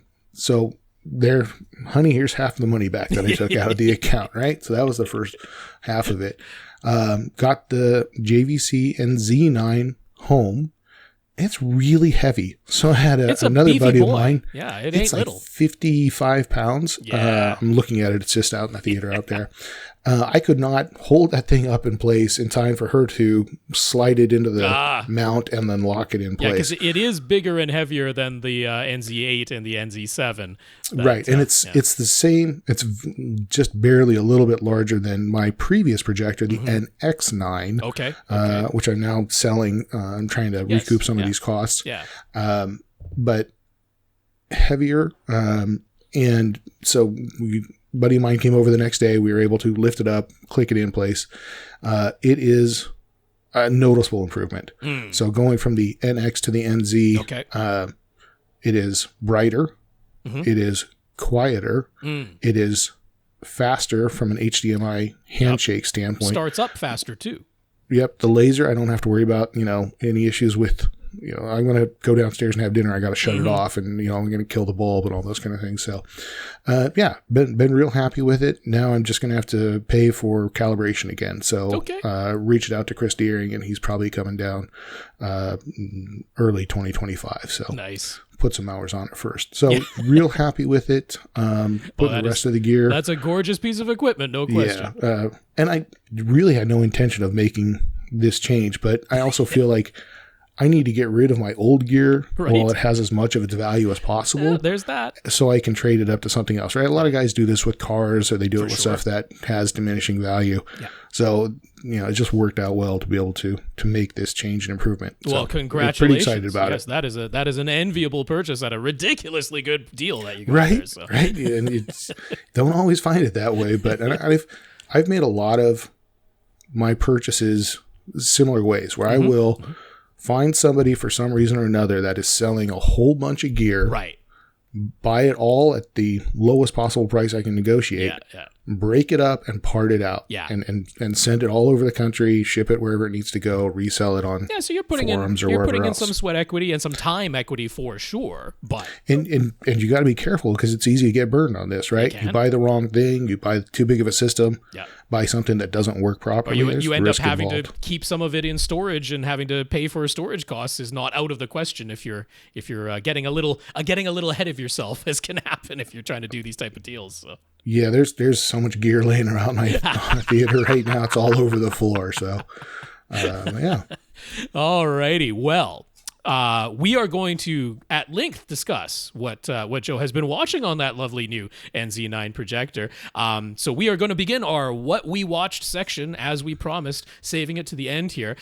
Normally, I'd let the guest go first, but since it's such an extensive list and I have such a tiny little list, just to mention, I'll go ahead and say, yep, keeping up my running gag. I watched the 6th episode of The Penguin, loved it too. I will say this is maybe the first one where I thought that one section, basically one monologue that's delivered, no criticism of the acting, because that is beyond reproach in this series. It continues to be utterly fantastic. But the monologue itself and the reaction of all the characters that were involved to that monologue, I was like, I don't really buy it. I don't really believe that this group of characters would have been completely swayed by one well-delivered monologue. To me, that felt contrived. It felt like that was done to advance the plot of a show. It didn't feel as realistic and grounded and believable as everything else in this series has. So that's my first ever minor criticism of The Penguin. Well, But that's pretty since- minor. 6 episodes in, and that's it. Yes.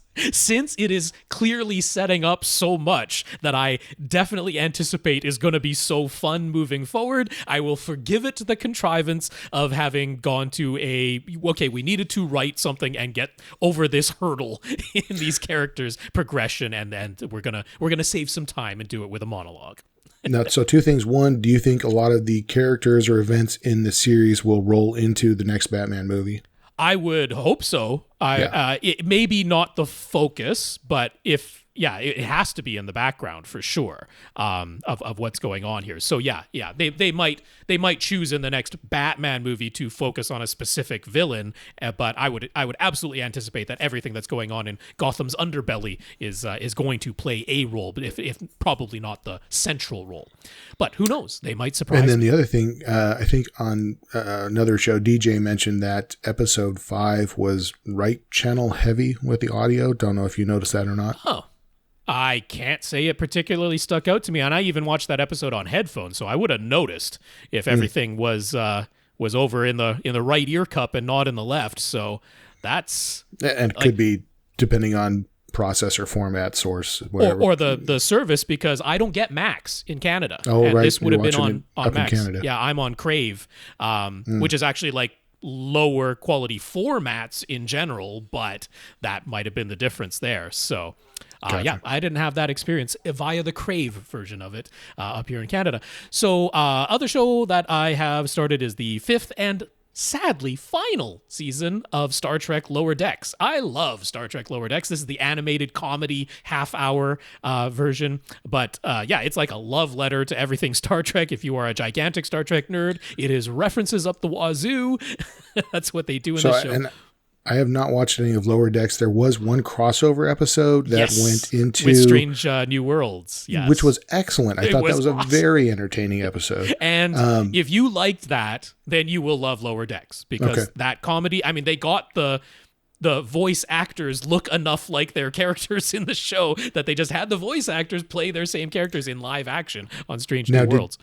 Did you ever watch any of the 70s animated Star Trek? I have not watched that to completion. I've only seen, I think, maybe 3 episodes of that animated original cast, where again they had the voice, the actors doing the voice acting. It was all them. It really is like the 4th season of Star Trek, the original series, over there, and that is where they first introduced the feline species that also shows up in Lower Decks and has never appeared in live action. Only in animated versions do we get those. We're not watching Cats the musical on Star Trek. I did start rewatching Star Trek Enterprise from the beginning, so I'm about halfway through season 1. I never but that made was it through that series prior to October. So okay. But I'm very sad that this is the final season of Lower Decks. There is a campaign out there to save Lower Decks, force them to animate more series. But there might be a bit of a wait if we do that because they have not been working on it in the meantime. But they did it with Orville, right? I mean, it changed networks and kept I want going, a 4th season of that to come back too. I love that show. But yes, one of the criticisms of previous seasons of Lower Decks is that they always ended on a cliffhanger that seemed like it might drastically change what was happening, and then every season within the very first episode they've always put everything's back together the way that it was, which is fine, but they haven't done that in season 5. It does absolutely appear like they're going to get everybody back together on the Cerritos, as you would expect, but they're drawing that out a little bit more in these first few episodes of season 5 and letting that play out to more extent. So I did watch a single movie this week, which was Abigail, but I am not going to go into that because we do have an overlap, so Joe and I can talk about that together when he gets to Abigail in his list. So take it away, Joe. So I'm not a huge horror fan. Okay. But in October, it's tried to be a lot of what I've been watching. Spooky season. Yeah, and most of what I've been watching, I wouldn't necessarily put in a hard horror category. A lot of it's been suspense or thriller or, something else. But there's some of them that were pretty graphic, those kind of things. Okay. So I don't know if any of you remember, but last episode you and I recorded together, Rob, I had tickets to go see Beetlejuice. Yeah. So that was where kind of it started. I think that was October 1st. Okay. So I actually went to the theater and saw that, and it was okay. Okay. I thought that a few too many characters in that, not as much time with Michael Keaton. I didn't like it as much as the first one. It was a little bit drier, I felt like. Maybe it's just the concept had been played out. But it was entertaining. It was fun. I was glad we went and saw it. But I liked the first one better. Okay, I haven't seen that yet. I am waiting for the streaming version. I just never got around to getting out to the theater on Beetlejuice. But yes, I wasn't anticipating that it would really be able to live up to the original, because that is such a fun movie. I really enjoy the original Beetlejuice. Yeah, and he was kind of the villain, or the bad guy kind of in the first one. In this one, there's like 3 other villains, and their storylines have to get wrapped up really fast for different reasons. But worth a watch, but it's, I'd give it a C. Okay. Next one on my list is The Menu. Yes. Watched this on Kaleidoscape, had been saving this one for October, knew kind of what the storyline was about. Okay. Really, this was probably one of the top 3 of the ones that I've watched this month in this category. My wife really enjoyed this one. I thought it was very well done. It had a really creepy vibe to it. It did. I liked the way the main character resolved the situation for herself against the antagonist. We should describe. I have talked about The Menu on this podcast before, but yeah, this is Ralph Fiennes, right? He plays the cook, the central chef. Voldemort. In all of this. Yes, that's right. Yeah, and then you've got why is everybody's names leaping out of my mind here? Anna Taylor-Joy is the female lead character, and then the guy who plays Beast in X-Men. I know. I'm picturing his is kind of the other main male character. Why can't we think of his name right now? Whatever. There's someone screaming at their podcast right now. Absolutely. Yes. John Leguizamo is in it for a little while. Oh yeah. But it's a bunch of people that go to this very exclusive dinner on an island at a very exclusive restaurant. Invitation only. Right. Spent a ton of money there to be there. And then things go badly. There's some psychotic stuff that happens. And the first thing that happened, one of the side characters, what he does, he gives a speech to the audience and then takes care of himself. Commits suicide. Didn't want to have that miss. Right. But it was shocking. When it happened, it was just you did not see that coming, and especially if you had most of these movies, my wife has agreed to watch with me, and I don't tell her anything about them ahead of time. So I kind of know going in, and we'll talk about that in a minute with one of the other ones. But yeah, I thought the menu was good. It was in the top 3 of the ones that we watched in October. Next one on my list was one I know you watched also. I did. And this was Immaculate. This was the Catholic nun played by Sydney Sweeney. Yep. Thank you. And I think she really, her production company was involved in making this movie. She bought the rights to this movie. Yeah, so she must have really liked the story. Yeah, she liked the story. She bought the rights, and they shot it on location in Rome. Yeah. And it was it looked very authentic. Yeah. Did a good job of a creepy vibe, but was not that scary to me. Right. Yeah. It was shocking, and you had this. And it was very kind of against character for her, or what, you think of her as, bubbly blonde romantic comedies. This was a lot darker for her. She plays a nun who comes to this convent where they are taking care of elderly and other people within the church with dementia and things like that. So it's a pretty dark topic. And then it goes from there into immaculate conception and things that happen as they're not giving anything away. Don't want to give it all away. Yeah. And how that goes about, and but I thought it was interesting. The climax of the movie towards the end, where she's acting in front of it was rough. Yeah, and she gives a heck of a performance. She pulls it off, right? Very much so. Yep. Watched that one streaming. Wasn't worth buying on that one, I didn't think. But this is not in my top 3 for the month. But the next one that we overlap on, which is Abigail, was. And more for the fact that I had so much fun with this, knowing what happens in the story. So Abigail. So I just wanted to preface, if you just pull it up on any of the streaming services that have it, the description gives it away. They give it away. They completely give it away. So, I'm going to say, if you don't know anything about Abigail, don't look at the description. Don't try to not even look at the splash image. Don't listen to us for the next few minutes. I guess there's that too. Well, are we going to give it away? Or are we going to try and completely cover up what's happening here? Because there's the movie. So this is what I told my wife. Yeah. I said, this is a movie about a little girl ballerina that gets kidnapped and things go bad. Okay, that's fair enough. That's We're not going to spoil all I told her anything going there. into it. And because there's like the way the narrative plays out. It's played out as a surprise in the movie.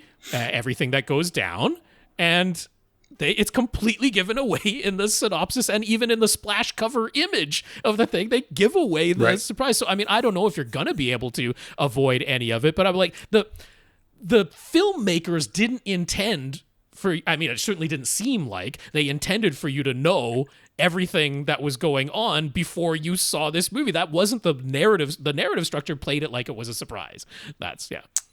So streamed that one also, and loved some of the really gory effects in this movie. This is a horror comedy. Like as brutal as some of the effects are, that this is a horror comedy. They were painting the walls with blood and guts in a lot of parts of this, and when it happened, I was laughing out loud. But so well enough acted for a lot of these parts. Kind of had the final girl telecast from the very beginning of the movie, who was going to make it and who wasn't. It doesn't shy away from cliches, this movie. No, and the bad guys are super creepy, and it's fun watch. I will say Dan October. Stevens, who's been in quite a few things lately, but he seems to be enjoying himself in everything that he does. He's not shying away from hamming things up and people are chewing up scenery in this one. Yeah, they were for chewing sure. some scenery, all right. It does have, for me, it has the criticism of we're only following a group of bad people, and they try to do it's not exactly like bad people with hearts of gold, but they're trying to like give you some sympathetic. Right, some are bad people, and some are bad Right. because of this unfortunate situation their life was in. They're trying to give you some sympathetic backstories to many of them, or get you to kind of like some of even the really terrible people in here. They're trying to give them some likable qualities or at least interactions. But I'm like, none of that really worked for me whatsoever. So for me it failed a little bit on the side of I'm not pulling for any of you people to make it out of this, but because it is horror comedy, I'm gonna have fun watching how you get killed. That's right. So that was another streaming one. I think that was on HBO Max or one of the other services. Yeah, it's a fun time. Don't expect to be terrified in any of this. This is horror comedy for sure. Agreed. The next one, Yes. Long Legs. And I definitely want to talk to you specifically. This was a about scary movie. This was a creepy movie. Yeah. This was somewhat of a Silence of the Lambs knockoff. There's a bit of that, you for know, sure. And it's I said I felt like it had some X-Files feel to it Agreed. in moments for sure. Yep. Agreed. I think I heard your critique on this, and I agreed with it very much. The way at the end things... Some of the motivations or the reasons that things happened had to be supernaturally explained, right? And that was kind of like, did we need to go that route? It felt like they cut it where it ended to leave open the possibility of a sequel more than like I almost felt like the script was 5 minutes longer and the producers decided to cut it where they cut it so that you could have a sequel if you wanted to. It just gave me that impression anyway. It felt super wrapped up at the end. I did not see, and we can talk about this more off air, I suppose, but just so anyone who is not familiar with this, the story follows a young girl who becomes an FBI agent and gets tasked with helping to find a serial killer. Mm-hmm. She is determined to be at least partially psychic from the work that she does, and gets pulled into this, and then turns out that this serial killer has been active for years, for 2 decades. And it turns out that some of her past experience kind of ties into that. Yeah. Creepy. Just, the way it was shot, the audio for it, the way Nicolas Cage looked, the freaky dolls. There's a lot of things in this movie that just... And again, maybe not overt horror. This was more of a thriller to me. Agreed. It was not... I mean, it's categorized as horror. It's in that group. This was my first time renting a movie on Kaleidoscape. Okay. So almost everything else I've ever bought on Kaleidoscape was, and almost all of it's either disc to digital or purchased on during the sales. So again, don't pay full retail for anything I can. So most of the movies I've spent, under $10 on the 600 plus movies that I have on the Kaleidoscape system. But this was the first rental. It was $7.95. It downloaded in under 10 minutes. They gave me the option if I wanted to purchase it afterwards at a discounted price, which I didn't because I didn't really need to see this one again. I feel that way about most horror movies. Once you've seen them, once you know what the twist or the shock or the surprise is, it's kind of like, it's like I don't buy a lot of comedies either because once you laugh at the joke the first time, it's not as funny the second time necessarily. Unless it's Ghostbusters, then you watch it a million times. Right. But yeah, so audio and video quality were great. I did go into it knowing that this movie switched aspect ratios. Now, this is what I wanted to spend some time asking you specifically about because you use a CinemaScope aspect ratio screen. And I picked option number 4 on my remote control and just watched it all 235 cropped with masking. No. Yep. I knew that I was cutting off the rounded corner images of the photo and the 4x3 stuff. There were scenes where Nicolas Cage was intentionally not shown, his whole face, and I knew that was being cut off. I watched it the way I did. So now this is something before I get to, because we've got to talk more about that, but this is something I really want to ask because I've noticed if you purchase some movies through the Kaleidoscape store that there are some... This one jumps back and forth. Okay, yeah, because there are some that don't, like if they do jump back and forth, or there's the IMAX version, that isn't available on the Kaleidoscape in some cases. Right, so there's some movies, I think, I don't know what it was, Dune 2, or Mission Impossible, or some movies where they will stay with one format of it. Okay. There are a lot of other movies that jump back and forth. So Mavericks, for instance, is a good example of a movie that goes from 235 for most of it, and then they'll go into the flying action scenes where it's 16:9. And the first time I tried to watch that, I was trying to jump back and forth between the two ratios, and I'm like, this is stupid. And everybody in the audience was yelling at me, stop changing it, just watch it one way. And that's when I decided to make a 235 crop with masking top and bottom for the image. I have to say that I like to hold up long legs as a relatively new but prime example of why when I'm making my recommendations for what screen to get to just get the 16:9 screen, but get a really, really big one so that it has the full width that you might ever want, but then allows for movies to be even taller than that. If they do the IMAX switching, that you've got the full width that you always wanted, but it can be even taller. Now, with long legs in particular, like I noted, the actual aspect ratio of long legs is 1.85 to 1. It's just that the 1.85 to 1 screen is never filled with image. You either have black bars top and bottom cropping it to CinemaScope, or you have black pillar box bars on either side cropping it to 4:3. But the actual native aspect ratio of the movie is 1.85 to 1. Now, where I feel like this is a prime example of why you really do need to let it switch to the not just that you switch between 2.35 and 4:3, because sometimes there's the option, right, especially if you have an outboard MadVR scaler or something like that, where it'll detect that it's doing this aspect ratio switching, but you've set it up where I've got a CinemaScope screen, I have constant image height, so when it switches to that 4:3 section, just scale it so that I can in fact see the entire 4:3 image, but it just won't be any taller than the 2.35 to 1. It'll have gigantic black bars on the left and right side of your CinemaScope screen, but you'll be able to see the entire image that way. I argue that long legs is the perfect example of you don't want to do that because it is vital that the vital, but to me, storytelling wise, creators' intent wise, it is vital that the 4:3 parts of the movie are taller than the 2.35 to 1, because it's all about, they only use the 4:3 for flashback when she is a child and everything seems taller. It's when a you're storytelling device, and I understand part that. of the story, yeah. But I would argue 90+% of the content I watch, movie-wise, is usually going to be 235 or 16:9. Okay. There are a few movies that do jump back and forth. Yes. There are some television series that jump back and forth. And we're getting quite a bit of 2.0 to 1 now, which is in a another, lot of things that's button 3 on my remote. Okay. So I have a size set up for that. What was it? The WandaVision.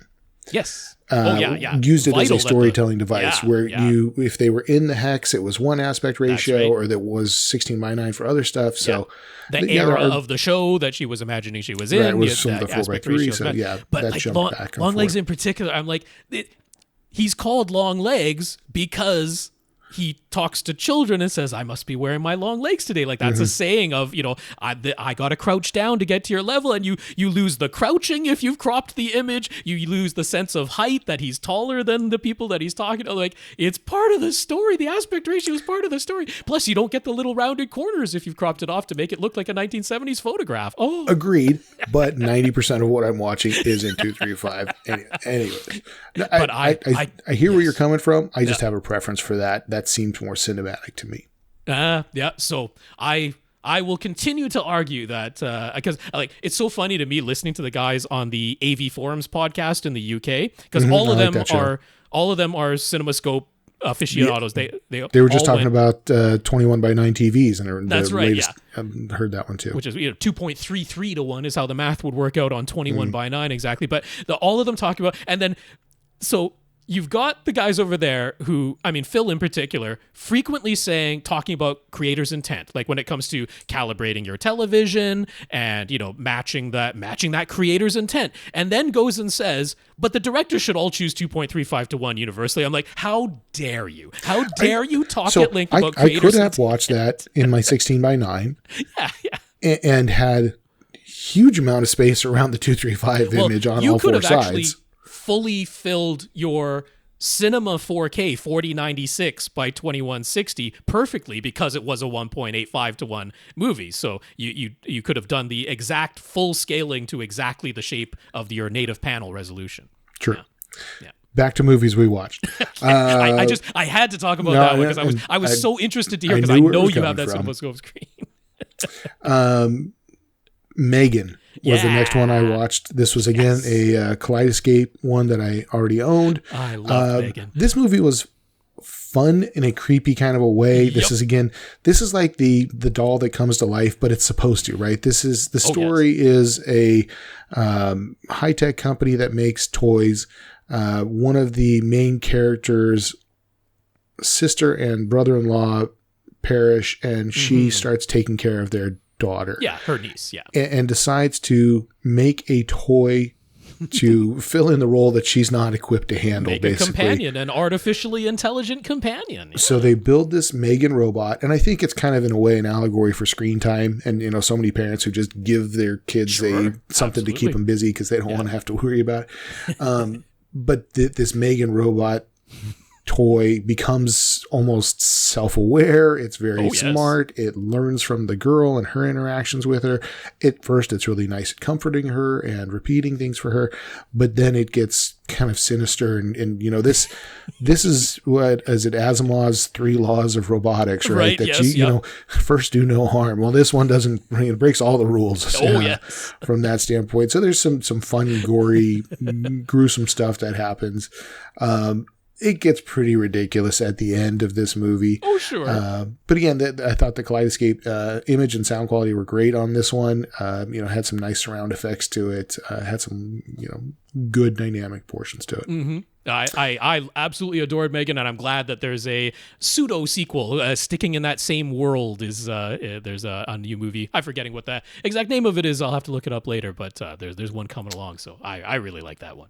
Now, at the other end of the spectrum is the 1980s classic, The Blob. Oh, so this is the 1980s. I didn't know what year so version of The Blob I watched the remake. Okay. This is something I had last seen when I think I was in high school.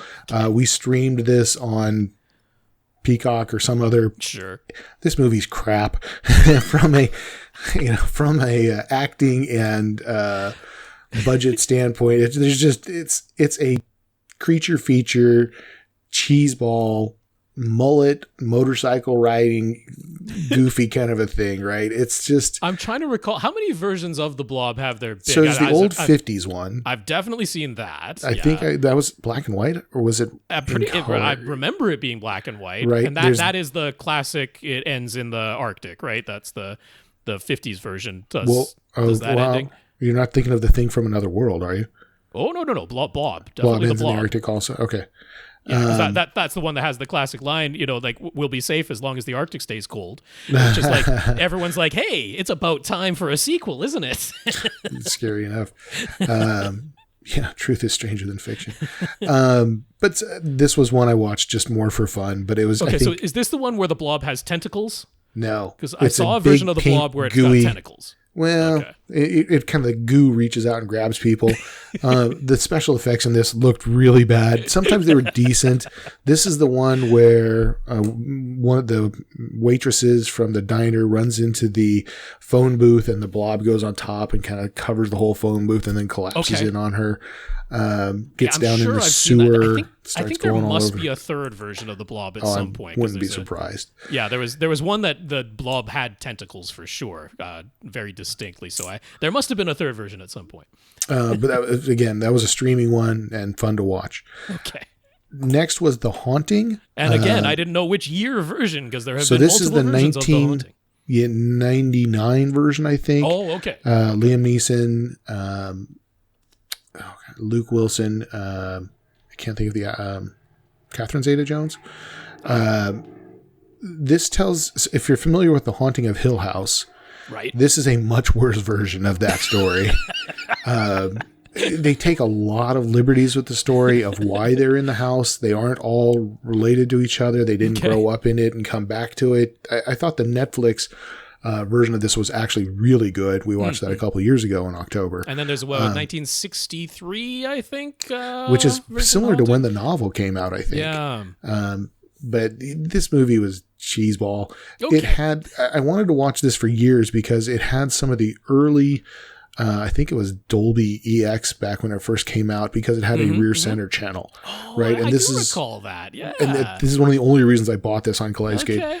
But it was one I owned, and I've quickly deleted it off of my server after watching it to save Austin space. Powers The Spy Who Shagged Me. You got to get that rear center effect going on in the Dolby Digital EX, yeah. Right. So there was some, the groaning of the house. The house is alive in this one. It's a haunted house story, not a big surprise. But just the character motivations in this one were just dumb. It all kind of takes place in one night. Yeah. Watch it for some of the effects if you want to. But okay. Next one, and this goes in the top 3 category with The Menu and Abigail, but was the movie The Black Phone. Yeah, I was very impressed with this one. This one actually did some really cool things. So just if you're not familiar with this is set in the 70s. It's a serial killer is grabbing kids from this one neighborhood, and they call him the Grabber. Yeah. And it's happening to like all of these kids who kind of went to the same high school, who kind of all knew of each other. And it's happened, I think, 4 times by the time the 5th character, the main character for us, gets taken. He gets put down in the basement. There's a telephone down there that he can talk to past victims. Yeah. And it's creepy the way it does it. And some of them he knew when they were alive. This one did a really good job of giving you the, willies. It was, the one thing I did like about this, different than a lot of other horror movies, it had a very clear and distinct ending to it, in that everything gets resolved in a way I was happy with. Yeah. The bad guys get their comeuppance, the good guys, deal it out. And it's, so I like this one. Again, this is one we streamed because I knew I wasn't going to bother paying for it. I thought that Ethan Hawke did a good job of playing, like creepy serial killer kind of dude. His brother cracked me up in this one. Going, I think he's in this neighborhood. I think it's a guy in this area. I'm like, dumbass, he's living with you. But yeah, I thought it was a fun one. Yeah, it was really solidly told, really solidly executed. Like, it's a great example of because this is not a big budget movie. No. This was very clearly had a very limited budget, and it's like, they're not doing something completely original. But it's everything is just solid about it. Like you can tell that people put in the thought and the time equity beforehand, and they cared about making this movie and setting it in the 70s takes care of a big problem that so many movies have now. If there's no cell phones, there's no pagers, there's no way to track where your kids are. Everyone just let their kids run around till it got dark, come home when the streetlights come on.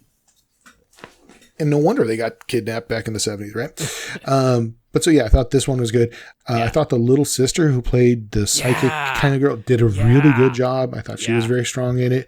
The guy who played the dad, I've seen him in a couple of other things. He was in Saving Private Ryan, a couple of things, and he was just a real jerk. But there was some redemption to that character also. But so, like this one. So, put it in that category. Next one I watched was Final Girls. Okay. This is another horror comedy. This is a streaming movie that you watch it once and it's pretty forgettable. But I have not seen this one. So it plays around with a lot of the tropes in horror movies. It's set up where a girl who had lost her mother when she was younger, as a high schooler, goes and sees a movie that her mother had actually starred in. Okay. During the course of the movie, as they're watching the movie within the movie, there's a fire in the theater and they have to escape.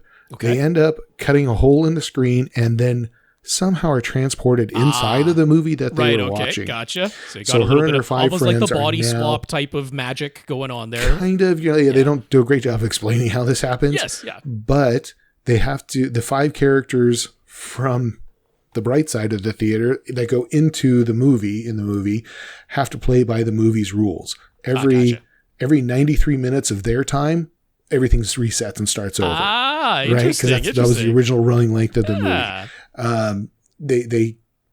They they see the killer coming, and they see people fornicating in the woods and getting killed, and they know all this is going to play out and happen, right?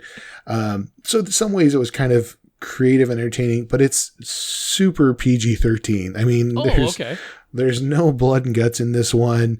There's no boobs in this one. I mean, it's very lightly done for a Friday the 13th parody. Okay. Next one on my list, Final Girls we streamed off of, I don't know, whatever service. All of the streaming that we're doing is off of Apple TV 4K. Okay. Next one we watched was the Stephen King classic Christine. Yes. This movie, along with all of the other ones I've mentioned, I had never seen before. So that was one of the rules I set for this October. Is they're all afternoon scary movies. So these are all new to you. Holy smokes. These are all ones I've never seen. Wowzers. So it's fun just to, and that's, we have hundreds of movies that we own that I've seen before, so it's fun to see some stuff we hadn't. Christine, I really tried to watch more as, it's an 80s film. It's very mono, front channels heavy. It's the coolest thing about it, I think, were the car effects. When the car would be damaged and then bring itself back to its original pristine condition, it was neat to see that happen. It's not really that scary to be chased around by a 1950s car.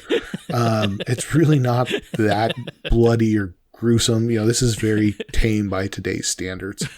But it was fun to watch it. Now I can check it off the ones that I've seen of the Stephen King films. So the other things on my list are more sports related. So that was the spooky season. That was all the horror movie stuff. Roundup. That's a good smattering of leading up to Halloween. I've got some more on the list that I don't think I'm going to get to. I'll have to save them for next year. It's gonna put you in some kind of mood for right? If that's everything you're watching. I am so looking forward to The Substance coming out on home release, because I had intended to go see that in the movie theater, just never quite schedules never quite lined up to let me do that. I already have it pre-ordered. That's how much I want. I think I could buy that in Kaleidoscape a couple weeks ago. Yeah. So that's one of the nice things about having that system, is that you can own it as soon as it comes out. Yes. We also watched games 1 through 3 and half of 4 before we started recording of the World Series. Yeah, game 4 was on tonight as we were. I've got it recorded downstairs. I think we stopped at halfway through the 4th inning. This could be the end of things with the way that series. I don't know. I'm in suspense myself. So by the time you hear this, the World Series may be over. That could be.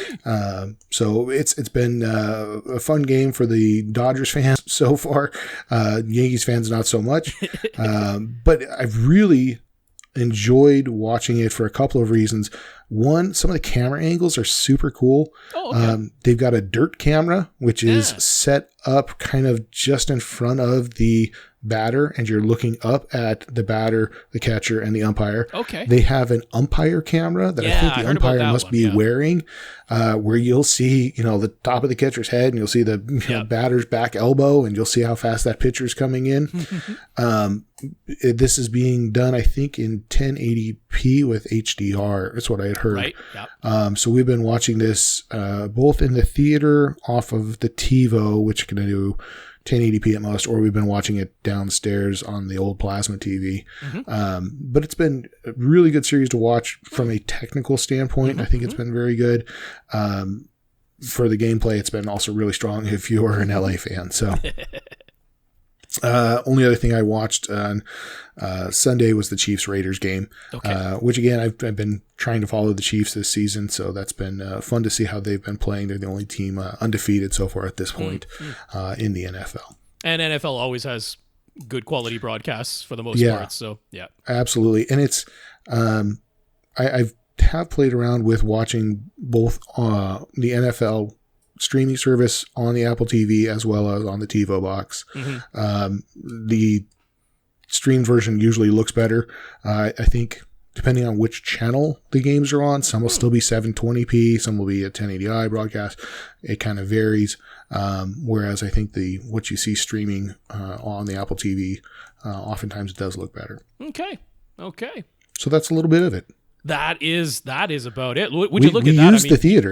We don't just talk about theater gear. I'd like to buy it and install it and upgrade it, but I also like to use it a lot. So that's what we did. You're kind of the rare exception there. I mean, we're only supposed to dream about and think about and give advice and put together home theaters, and then on to the next one. Don't actually watch anything. No. That's Who's got time I remember. for that? So I'll tell you the side story to this. I remember when I was in high school and college. I'm a big time car audio guy, right? I ended up working for a manufacturer. I was into the iASCA scene and all that. And I remember talking to some of these installers going, so what do you got in your car? It must be pretty nice. Right. Well, I got a stock radio. Yep. I got some Krakow speakers. That's exactly it. Why are you in this industry if you aren't into this stuff? Well, I understand for a lot of people it's a job, right? The cobbler's kids have no shoes kind of situation. It's often do as I say, not as I do. So when I got into car audio or home theater, yeah, I'll help you do it, but I'm going to make sure I get mine too. So, yeah. Well, would you look at that? I mean, you and I went over the 2-hour mark, and then we've got an entire hour with Tom. So this is going to be a crazy long length looking episode when people download it, but with good reason. And we will have the timestamps. I mean, there's no point in me mentioning it now because you get all the way to the end and then find out there were timestamps. But I think you might have seen them in the show notes, hopefully, so people will be able to skip around to the section that they want, and that might help with the epic running length of this particular episode. But yes, with that, we will start to wrap things up, which involves thanking our listeners of the week once again, all the folks who have supported this podcast in some way. So Stephen B., Carrie, and Chris H., thank you all so much for using our PayPal donation link and sending some money directly to Tom and his family. It's hugely appreciated right now. So thank you so much. And if we missed anybody, thank you to you two also, because we're not seeing everybody that comes in. I know that there's potentially folks that did make a contribution that didn't get mentioned, so we're thinking about you also. That is absolutely true. Yes, we are never intentionally leaving out any names, so we're doing the best we can to keep track here. And that also includes our 133 patrons over at patreon.com/AVRant podcast. That is the place to go if you'd like to sign up to make an automatic monthly donation to help out with all the behind-the-scenes costs of keeping the podcast going. So that is terrific, and thank you so much for holding steady there, our 133 patrons. Then, folks have supported the podcast in other ways. Greg has offered to send Tom his choice of one or both of 2 stereo amplifiers, an Emotiva Bass X A2M Flex amp or a Fosse ZA3 stereo amplifier. Both of those are great, and Tom might very well take you up on one or both of those, Greg. Hang on for about 2 more weeks. He should have a shipping address where you can actually send those items to him. So hang tight on that. Infinite Gary also sent a couple more movie codes to Tom that he has utilized. He's making do with the televisions that are available, as he described in his situation right now. So some entertainment is needed now and then, though. So he appreciates that very much. And then also thank you to the people who've just sent us notes of gratitude for keeping the podcast going through everything that's going on between all of us various co-hosts who are keeping AVRant afloat. So Gurinder, Greg, Robert, Miguel, and Carl, thank you all very, very much for those notes of gratitude and encouragement. We super duper appreciate them. So, and I'll thank you guys also. So Steve B., Gary, Chris H., Gurinder, Greg, Robert, Miguel, Carl. Usually I'm on that part of the list and not reading this list, so thank you guys. It is very, very much appreciated. The encouragement is super helpful. And a big, big thank you to absolutely everybody who continues to listen and send in your questions. If you would like your questions answered on this here, supposedly, ostensibly question answer podcast, but I think that was maybe the shortest segment of this of this episode. But that's an outlier. That's not the usual norm around here. But you can send your questions via email to question@avrant.com. That is our email address, and by far the best way to reach us. So send your questions to question@avrant.com, and we will answer them first in, first out on this very podcast right here. So I will say on behalf of Tom Andry, this has been AVRant. My name is Rob H. And I'm Joe Klusnick. Now go out and listen to something.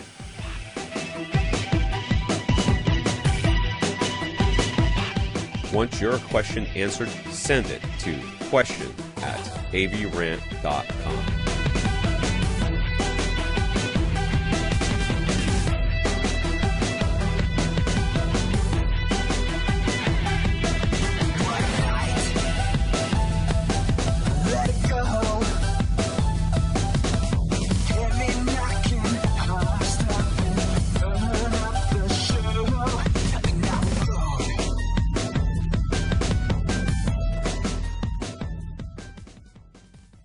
This is AVRant.